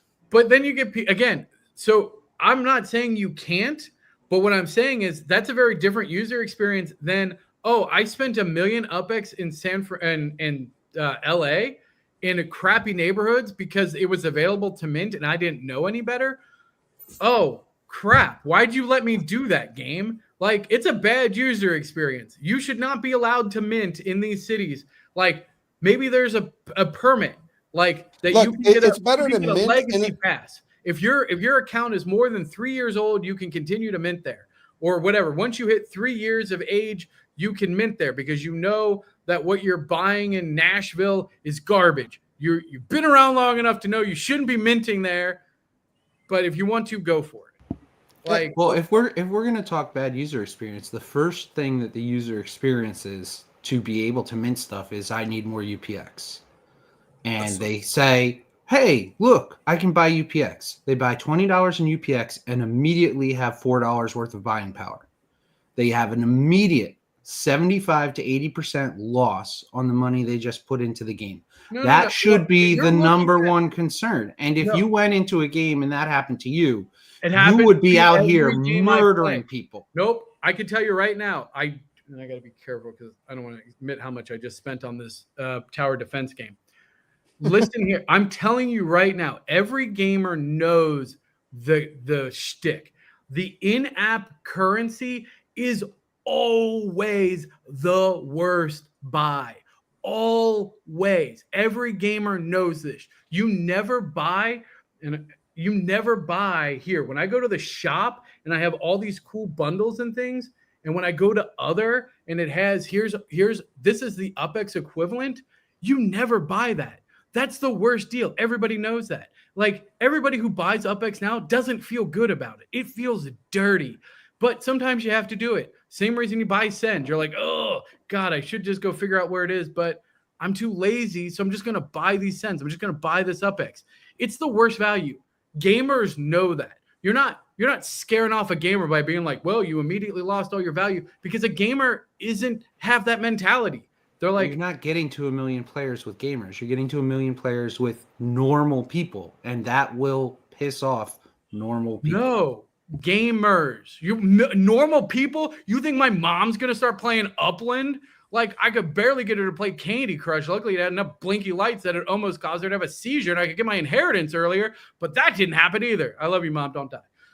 But what I'm telling you is, it's not an everyday person game. It's going to be a gamers. Gamers are going to be the ones that save us.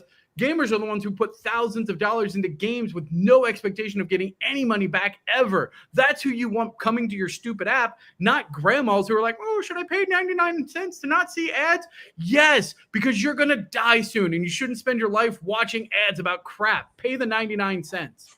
Like, what are you talking about? Like, gamers are the future of this. If not, there is no future of Upland. Mom. I think there's a lot of room between hardcore everyday gamers and 90-year-old grandmothers that are about to die. Not really. Facts. That is facts. I mean, everyday, like, hardcore gamers are one thing. Everyday gamers? No, that's the audience. That's who you want. You get the everyday gamer. You get the Fortnite player. You get the Roblox kid who finally got his first job and wants to spend a little bit of money. Like, let's go. That's who you want. I don't want, I don't really care about anybody else in the longer strategy. Like, the gamers, that's who matters. Upland is an entrepreneurial game. It can be, but it's a game. You know what the key word that anytime somebody describes it, they're always like, oh, it's a game. Yeah, cool. You know what? My clicky lemonade stand is an entrepreneurial game too. Like, you know what? If you play it well enough, Diablo 4 can be an entrepreneurial game too. You can sell your gold in Diablo. I will buy it from you. Like, don't mess with me about it. I have a site for that. But people make money in standard games all day, every day. This is not new to gamers. Life is a game. Yeah. TML, do you have an OnlyFans that only accepts Diablo Gold? No comment. If I did, it would be full of, oh man. Oh, Don't do it. Don't do it. I definitely just pulled a muscle. Oh, that hurt. I tried to do my flick. Oh, I did not stretch today. I did not believe in a God until just now. Oh man, that smited my groin something fierce. Oh. Oh. Wow. All right. Oh man. TML is going to officially be TMI. Oh yeah, All right. that's gonna. We've been going pretty long for this, so Dirk's going to have a fun Saturday morning listening to this show. Before we get out of here, we'll go around the room and see. No, I'm not talking about this vote. I have stuff as the new CPO of Spark Exchange. I have updates I need to give people. All right, we'll get to you in a minute. I just right. want to see if any of our guests have anything else before I let them go. Yeah. So, Shaq, anything else before we let you go backstage? Well, I think there's really solid arguments on both sides. I would like to see excess properties locked up. Yeah, it's a tough call, though, because of all the other reasons. So, no, it was a good debate. Really appreciate your thoughts and insights on it. And it's always fun debating. Thank you so much for joining us impromptu. Really appreciate that. thanks to Stupid. Fitchma, Yes. any last words? And definitely hang out backstage if you want to talk after the show. We'll be there too. So, yeah. Any last words before I put you backstage? I really appreciate your people's efforts, and I understand the point of view of ThankMeLater. He's looking at it from his own personal interest, and sometimes he view Upland game from the area of the management. But that is not always fact. Sometimes players are just like customers; they view from different views. So whatever decision you are going to take should be captured collective interest. That's what I have to say. Thank you so much for saying, hey, I'll jump on and join. Thank you so much. Really appreciate that. And thank you for watching the show and hanging out with it. We really appreciate that. Rick Courier, do I have to put a clock on for your last words? I'll keep it tight. First, I want to offer an apology to Idan. I did not know there was a UPX buyback, and that makes his comments make a lot more sense. So I got to eat some shit on that. Also, I apologize if I broke an NDA on that. But I think it's good information to have out there. I am kind of in Shaq's camp. The broadness of the vote makes it easier to be a no vote. If it was a little more granular or a little more thought out, there would be a lot more good ideas there. Shaq's voting yes. Yeah, Shaq's voting yes. Well, she said no with stipulations, whatever. I'm taking it as a win. And finally, search for Upgo for all of your MetaVenture needs. There you go. Thanks for Courier. Matt Chef, long night for you. Sorry, my friend. Yeah, long night. That's all right. Long day. I did the best I could not to fall asleep while we were talking. But I just want to say thanks everybody that's here for having this conversation. I think it's really important that we are able to talk about it openly and friendly and have a good debate about it. And so make sure you go out there and vote. Secondly, I just want to say, don't forget to join us tomorrow, 1:30 p.m. Eastern Time, Upland Racing League, week number 6 coming at you, and also doubleheader Upland Racing Series with special guest X1 the Gamer going to join us tomorrow at 2:30 p.m. Eastern Time for the Upland Racing Series finals, and we will see you on the track. Thanks, man. Thank you, Mass. Also, don't vote high. For whoever's out there that's having fun, don't Can you vote change high. your vote? I don't know. Oh, thank you. Back to normal. Why'd you put us there? I didn't. I'm not doing nothing. I'm trying to see if I can change my vote. It was Shaq. You vote. Wait, you voted no, and you're going to yes. Why are you trying to change it? Wait, no, I'm trying to see if it tells me. Oh, okay, you can change. And for the right, although wait, aren't they supposed to be anonymous? I'm voting yes. I don't care. Yeah. There you go. Yeah. Good for you. I'm voting no. I guess you just don't like money. I don't know. It's weird. No, I don't. Because here's the thing: is like people are like, oh well, you should vote in your best, which is interesting, right? Because I'm giving it from my perspective, and like my perspective is I have 6 figures in this game. Like I have well over 6 figures into this particular game. To me, again, I still view it as a game. If Upland went away tomorrow, I'd be kind of bummed, but I don't. It's I'm not not chibi, gonna. so you're okay. Yeah, I got my chibis. All right, what's going on in the UPX Spark Exchange? So I wanted to give an update. So those of you who have stuck around, Yes, you can vote now. Yeah. And we still got to spin the wheel. Do we want to spin the wheel now or do? Yeah. So spin the wheel. I'm going to pull up my notes. All right. Why you? So for those of you who don't know, this is like what, week 4? Yes. Oh my gosh, this is getting out of control, but it's worth it. So this is week 4 of Trick or Treat, Too Stupid to Win. If you haven't been following, I'm challenging people to message in-game Upland to Too Stupid to Win, Trick or Treat from ThankMeLater, or any holiday greetings. We're now past Halloween, so it could be Happy Thanksgiving, good luck with your bar mitzvah. I don't really care. It does whatever. Just give them a greeting and send it to them in game, and then you'll be added to this wheel. And if we grow the number of people week over week, I will continue to give away another 100,000 UPX. This week, what was our number? This week we had 31. Last week we had 22. All we needed was 23. And everybody blew it out of the water and hit 31. So next week we will need 32 for you to give away 100,000. So if you're one of the 31, you have to message him again. Don't slack. Don't think just because you message him once, you're on there forever. You have to message him each week if you want to be involved.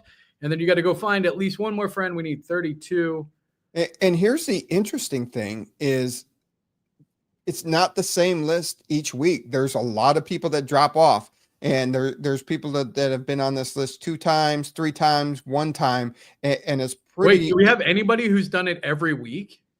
I did not trend that, so I can't answer that for you. Do we have the list though? Like, do we have the? I do have the list. So okay, cool. I would like to know that, because if there's anybody, I'll give like a streak bonus. Okay. Yeah. Right. If somebody has been doing it every week, then and I'll give a bonus to like whoever like does the longest streak or something. We had a couple of Australians that said, "I'm not American, so trick or treat, happy Thanksgiving." I don't know. I'm not American. There's been some funny ones that I got. So. Oh, well, you should definitely compile some of the best ones and show them. That would be fun. That was my intention, and this week was just a little crazy. So, all right, this is for 100,000 UPX. And we give it away live. As soon as it goes, I go in and... Oh, is it going to be? Oh, my God. And wow. Green Turtle. Wait, I want to know, what did he write you? You have to, I think for whoever it is, you definitely have to go find their message and tell me what they wrote. What did he write? So Green Turtle said, let me find him. All right, there he is. Green Turtle says, "Okay, as it seems you won't stop it, I'm joining in again and scream my trick or treat at you. Hopefully me in again is enough to reach 22. Next time I need to get more creative, as it seems." Yes, definitely get more creative. So for those of you who don't know, the legendary OG Green Turtle, for those of you who believe that you can't get to CE as a free-to-play player, you would be incorrect. Green Turtle is living proof of that. He is arguably one of the hardest working players in the game. I mean, there's a lot of really hard working players. But as far as like diligent, I mean, you don't make CE by accident for free. I think he's put in a total of $5, like very beginning to like buy an initial. Green Turtle, an absolute legend.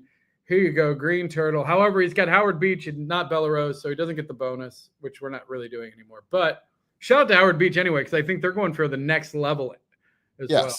There you go. Correct. 100,000 UPX to my buddy Green Turtle. God, I hate that. Why? Like there. There you go. All right. 100,000 UPX selection. So next week, everybody, we have to get to at least 32 entries for ThankMeLater to give away another 100,000 UPX. Do it.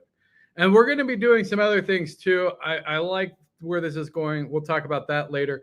So a couple updates on the Spark Exchange. There have been some questions on withdrawals. I have Stasha's word. He says withdrawals will be open tonight. I'm not going to sleep until it's resolved. So that is straight from the man himself. We've ran over today, so I'm not going to talk a lot about Vibes, which is the new Block Explorer stuff that we're going to be working with. You definitely want to stay for that. I do want to offer some clarity, and this is more, again, probably a open statement, and I think that they need to work out their brand names because I didn't realize it, that UPX – no, not Next World. I almost said UPX. Next World is built by GAT Studio. I still have to clarify with John if he owns both or what that relationship is. But when we talk about hiring Next World to do the development, which is, again, my misunderstanding, we're actually contracting with GAT's Studio. So just as a point of clarification, it's GAT Studio who is being commissioned to do the development for the Spark Exchange, for Vibes, for all that we're doing. I want to use my Vibes. So just for clarification, I think all the other projects that are saying they're working with Next World, what they actually mean is GAT's Studio. Again, that's not for me to necessarily correct, but from the UPX Spark Exchange, I did want to address that. Let's see here. They want to know if it's possible to trade weapons, armors, and other items in the future. It's talking about the actual Spark Tycoon. Yes, all of that will be tradable. And there's going to be some changes as well to potentially how some of the unlock mechanics and balancing work with on the Spark Tycoon. And I will also encourage, if you have ideas or things that you would like to see implemented, please reach out on the Discord. We now have a full-time community director, C. Prado. She is fantastic. And if you have anything, you know what, I keep it just between us, but you could probably ping me on Discord. If there's like a 1 in 90 chance I reply. But I will say I got a great suggestion from someone from Howard Beach on some resource management stuff that I actually like as part of a larger rollout. I don't want to talk too much about it yet, but we are definitely going to be ramping things up. If you have ideas on how you would like to see resources used or other opportunities, reach out. We're open. It's a community-driven project. I will give you this commitment. If you've been in and around Spark Tycoon for a while, like I want to make sure I fully believe one of the biggest things in the Web3 space is you have to reward the people who have been there since the beginning. To me, there is something critical about that in the NFT space, about that in the crypto space. I think it is imperative because a lot of the people who got there at the early days, they didn't have a lot to give, but they gave what they had. And I want to make sure that those people are rewarded as projects are successful. So, that's going to be a big driver for me, is making sure that the veterans of these spaces, you guys have been playing in there the longest, you put in the time, you put in the effort, you've invested in it. Again, I don't mean invest in the sense of like stocks and bonds. I mean investing time and effort and potentially resources as well. But again, it's a game. It's a layer 2 game. It's even more abstract than your layer 1. So keep that in mind when you're playing it. But the whole idea is it does add value to the ecosystem. And I think we're going to have some pretty exciting, I don't like the word UPX syncs, but the reality is that's what they are, UPX syncs. Oh, love it.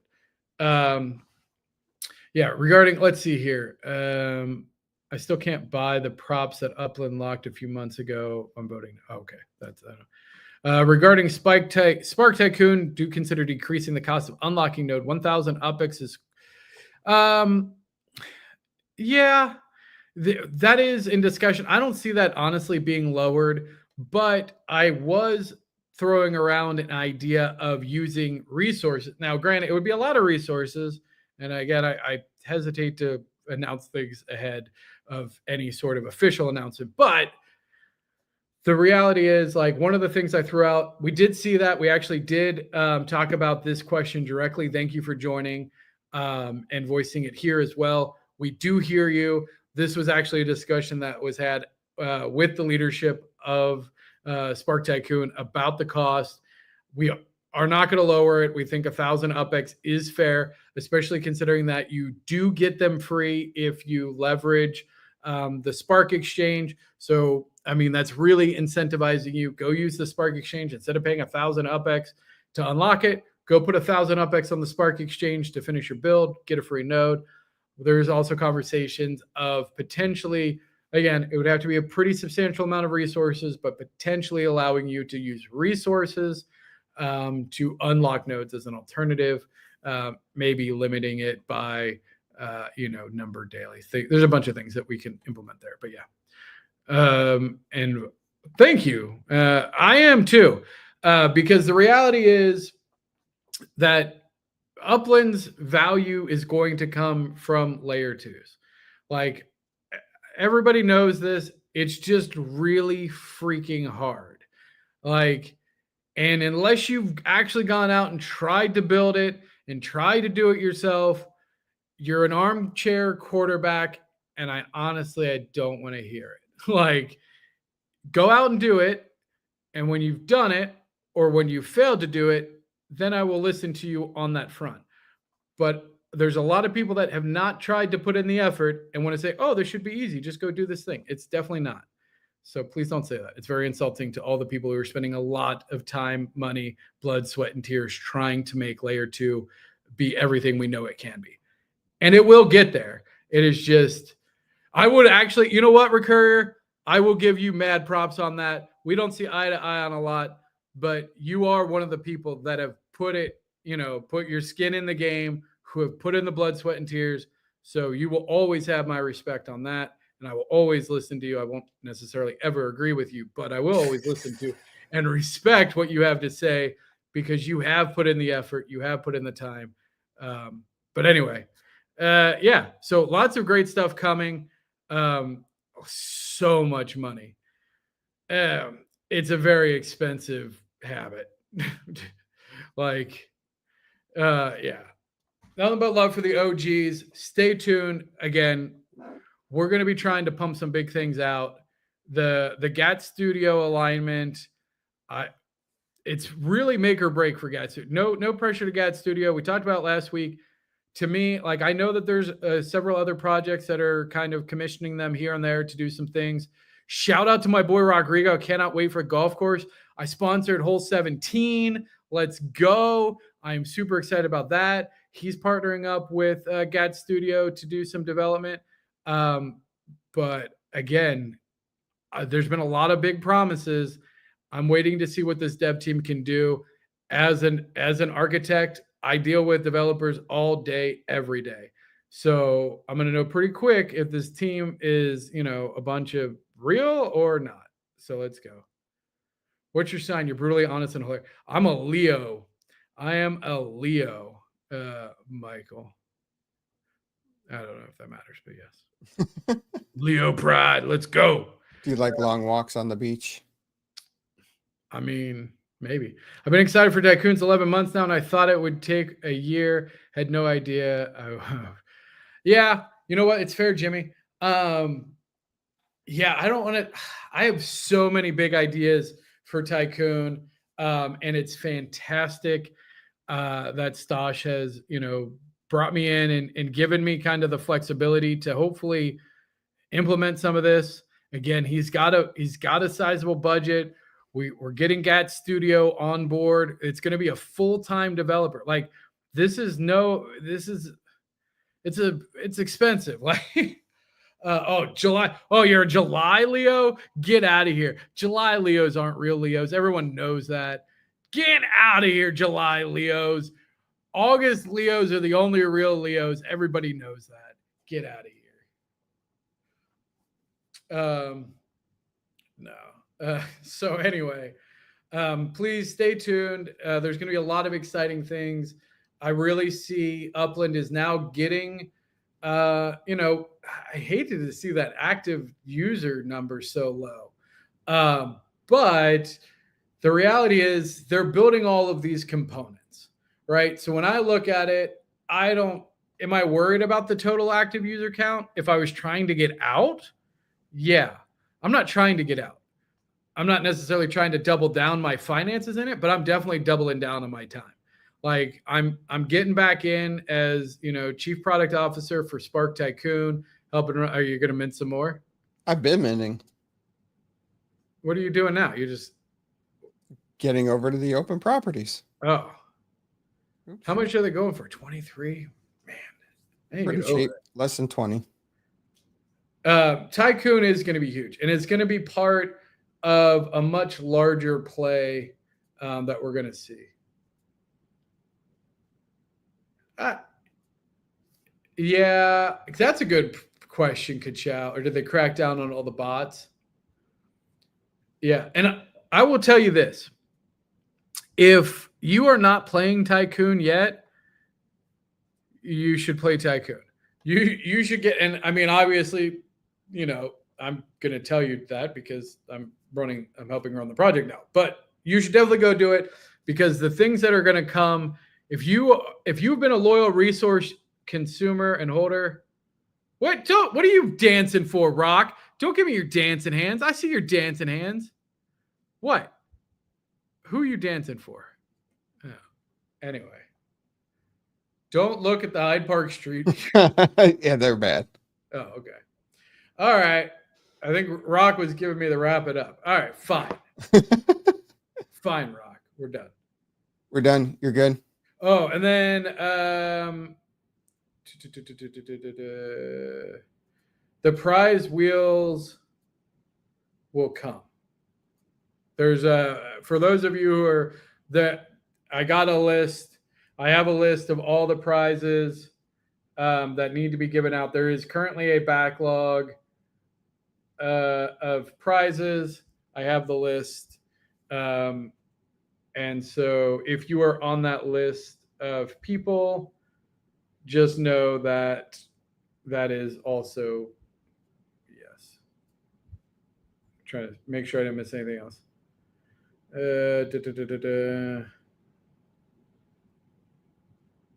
All right. You good? Although I see my director of community typing in our community chat, and I'm trying to see if she's. I don't know. See, are you watching live? I don't know. Anyway, it doesn't matter. Look at you minting away. I feel like I want to go mint, but then I got to get to LA. We got to buy out Hyde Park since all you dummies are voting yes. Well, so it's interesting because for as many people that are like, oh, vote no, you're sure as hell minting like you voted yes. I'm trying to help Hyde Park out. I'm trying to help our boys out. Uh-huh. Shitty street views equals unminted? Vote yes. Like he's writing the campaign.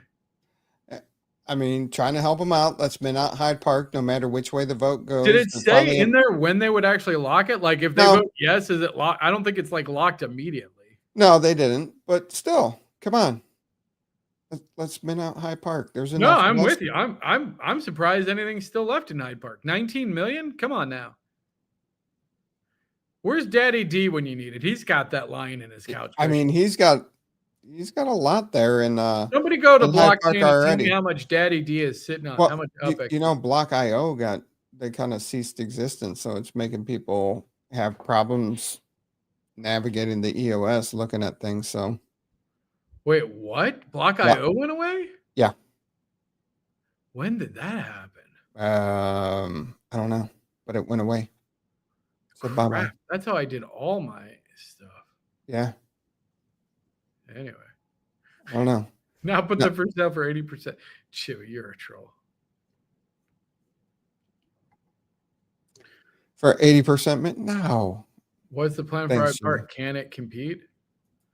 I don't know. Like compete, it depends what you define by compete.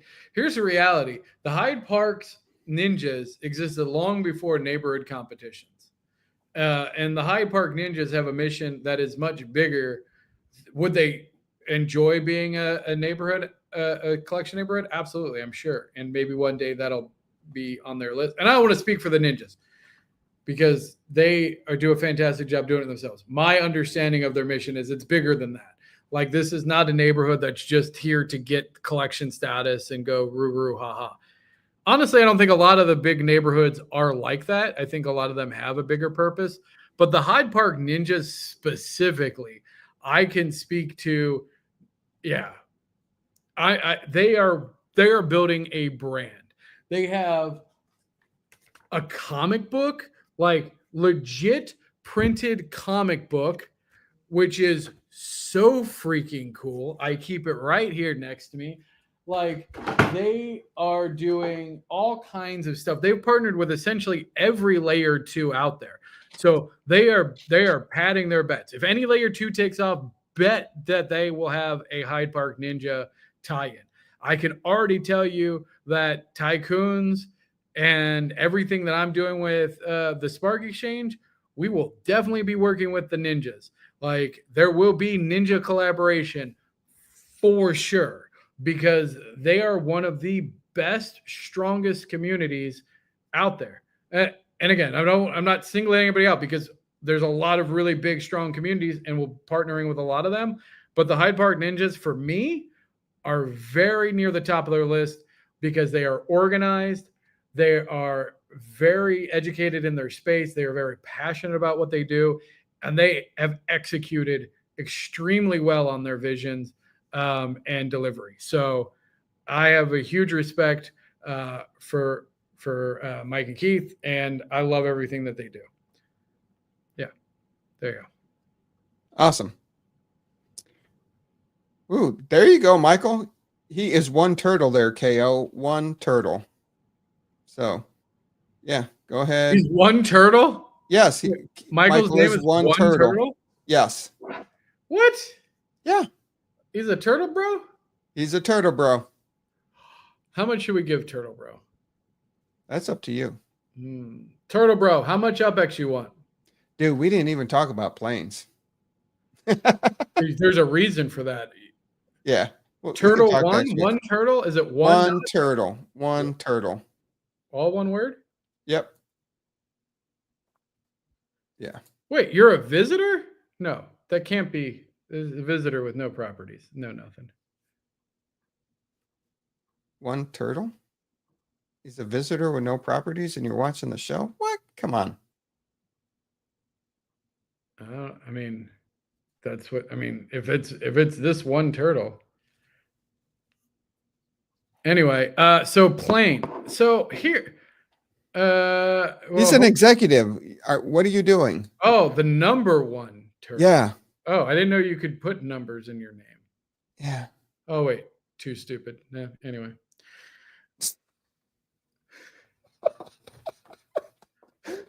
Oh, okay. I was like, who the hell starts their name with a number? That's the dumbest thing ever. Such a stupid thing. One turtle. Oh, there he is. One turtle. Hey, how much UPX you want? Greenwich. Oh, you're in the turtle bandwagon. All right, tell me how much UPX you want in the chat. If it's a reasonable number, I'll give it to you. If you put a number that's insane, you're not going to get any UPX. So play a game. What's a reasonable amount of UPX to expect for free just for being a turtle? And put that number in chat. And if it's a reasonable number to me, then I'll give it to you. And if not, then you get nothing. Okay, so let's talk about planes.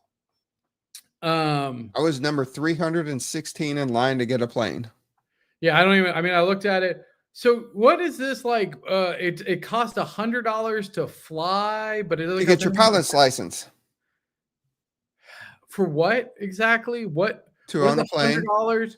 Do I get to? Are they going to give me a copy of the latest, Microsoft Flight Simulator for $100, so I can actually like fly my plane in the game? Or what exactly do I get for $100? Your pilot's license. which again gets me what? The I get ability the to fly a privilege- plane once you're allowed to fly planes. Where, like, excuse me? Excuse me? I don't like traveling to begin with. So now you're going to charge me $100 for the right to travel with a plane that what? You can't fly yet. What's the like what? I'm so lost by this. Private planes equal the next totem. Yeah. That's Yeah. one turtle will take 2K UPX to fly to Los Angeles so he can mint Hyde Park properties. Bro, the correct answer was 69,000 UPX, obviously. There you go. 69. There you go, buddy. Go to LA and go spend 69,000 on Hyde Park. There you go, buddy. 69,000 sent to one turtle. Welcome to the Turtle Army. Yeah. So yeah, you get $100. You spend $100, you get your pilot's license, and then once planes are able to fly, you can fly your plane, and you're one of the first people to have planes in the game. Stupid. Absolutely stupid. I think no one should do this. But you like cars, but you hate planes. I mean, cars are cool. And I hate Tahoe City. Like, let's be honest. What's that got to do with planes? Well, because you're like, oh, you like cars. I like racing. I like collecting cars. Don't get me wrong. I like, go buy the planes. Go buy the planes. Collect the planes. I don't care about that. No one should pay $100 for a license, for a flying license. I think we as a community should just boycott and just be like, no, we'll collect your planes, but we don't want a license. We don't care. We'll just keep them in a garage. No one should buy it. That's how we show them that this is a stupid idea. Too late. What do you mean too late? Is that what no, the pre-sale was, this is what I didn't understand. So was that buying the plane and the license? What was that actually? Do I have to buy the plane and then also buy a license? No, you're just buying the license. But what was the sale for? People bought planes. Right. But you're just buying the license. And they give you a plane for free? Yeah. Your pilot fee of $100. So if I want another plane, value. So then I just get another plane for free? Like, so if I buy another plane, then what? How do I buy another plane? Can I not buy another plane? Can I only own one of these planes? Didn't say, but there were only 46 available. Yeah, I mean, I get it. Like, if I was one of the 46 people, I would have bought it for sure. Not gonna lie, the plane I would have bought because it's collectible. Cool, get it. I'm confused at how the principle should work. No need for a special. No, there's no licensing for a car. Cars. Movement in Upland is terrible. I hate movement in Upland. It is so cumbersome. Their announcements of like, a single click travel is a little bit better. It's so cumbersome. It's so cumbersome and not fun. Like here's what it should be. I'll give you another suggestion. Make it so it's like, okay, I'm going to travel from LA to New York and it's going to take me however long, right? I don't even know, an hour. Or I can watch a 45-second ad and it'll be quick. Or I can compete in and complete some mini game or puzzle and I can shave off for every little puzzle I complete, I can shave off 10 minutes. Because when you lock my Explorer, like I'm going to open another app. What the hell am I supposed to do? I can't do anything. I can't mint a new property. I can't buy anything from any of the shops because I'm in the air. Like, it's dead time. And so if I have 15 minutes to play a game, if I'm taking a dump and I'm doing my Dizzy Deuce, I collect my UPX, I do my check-in, I can't do anything else in your app. because the stuff I want to do will take way too much time and effort to do. You've now made the economy dependent on multiple interactions with your app to complete something that should be done while I take a dump. That's you're missing the point there. So anyway. I think you've had enough for the night. Yeah, probably. All right. Thanks everybody for from your factory. Yeah, that's fair. Well, that speaks to the 1% of the 1% that have that to do. Yeah. All right. Thanks everybody for hanging out. Oh, you're done. You're like, I'm done. I'm getting out of here. I mean, we've been going for almost 2.5 hours. Oh, that's true. It's a long show. So everybody, thank you so much. Excited to see how the vote goes. Vote yes. Vote no. Lock it down. Lock it down. Don't lock it down. Oh, Keep it free. yeah, I got him. You almost got me. You almost got me. Keep it free. Keep it free. Until next week, everybody be safe. Have fun. We'll see you out there in the metaverse.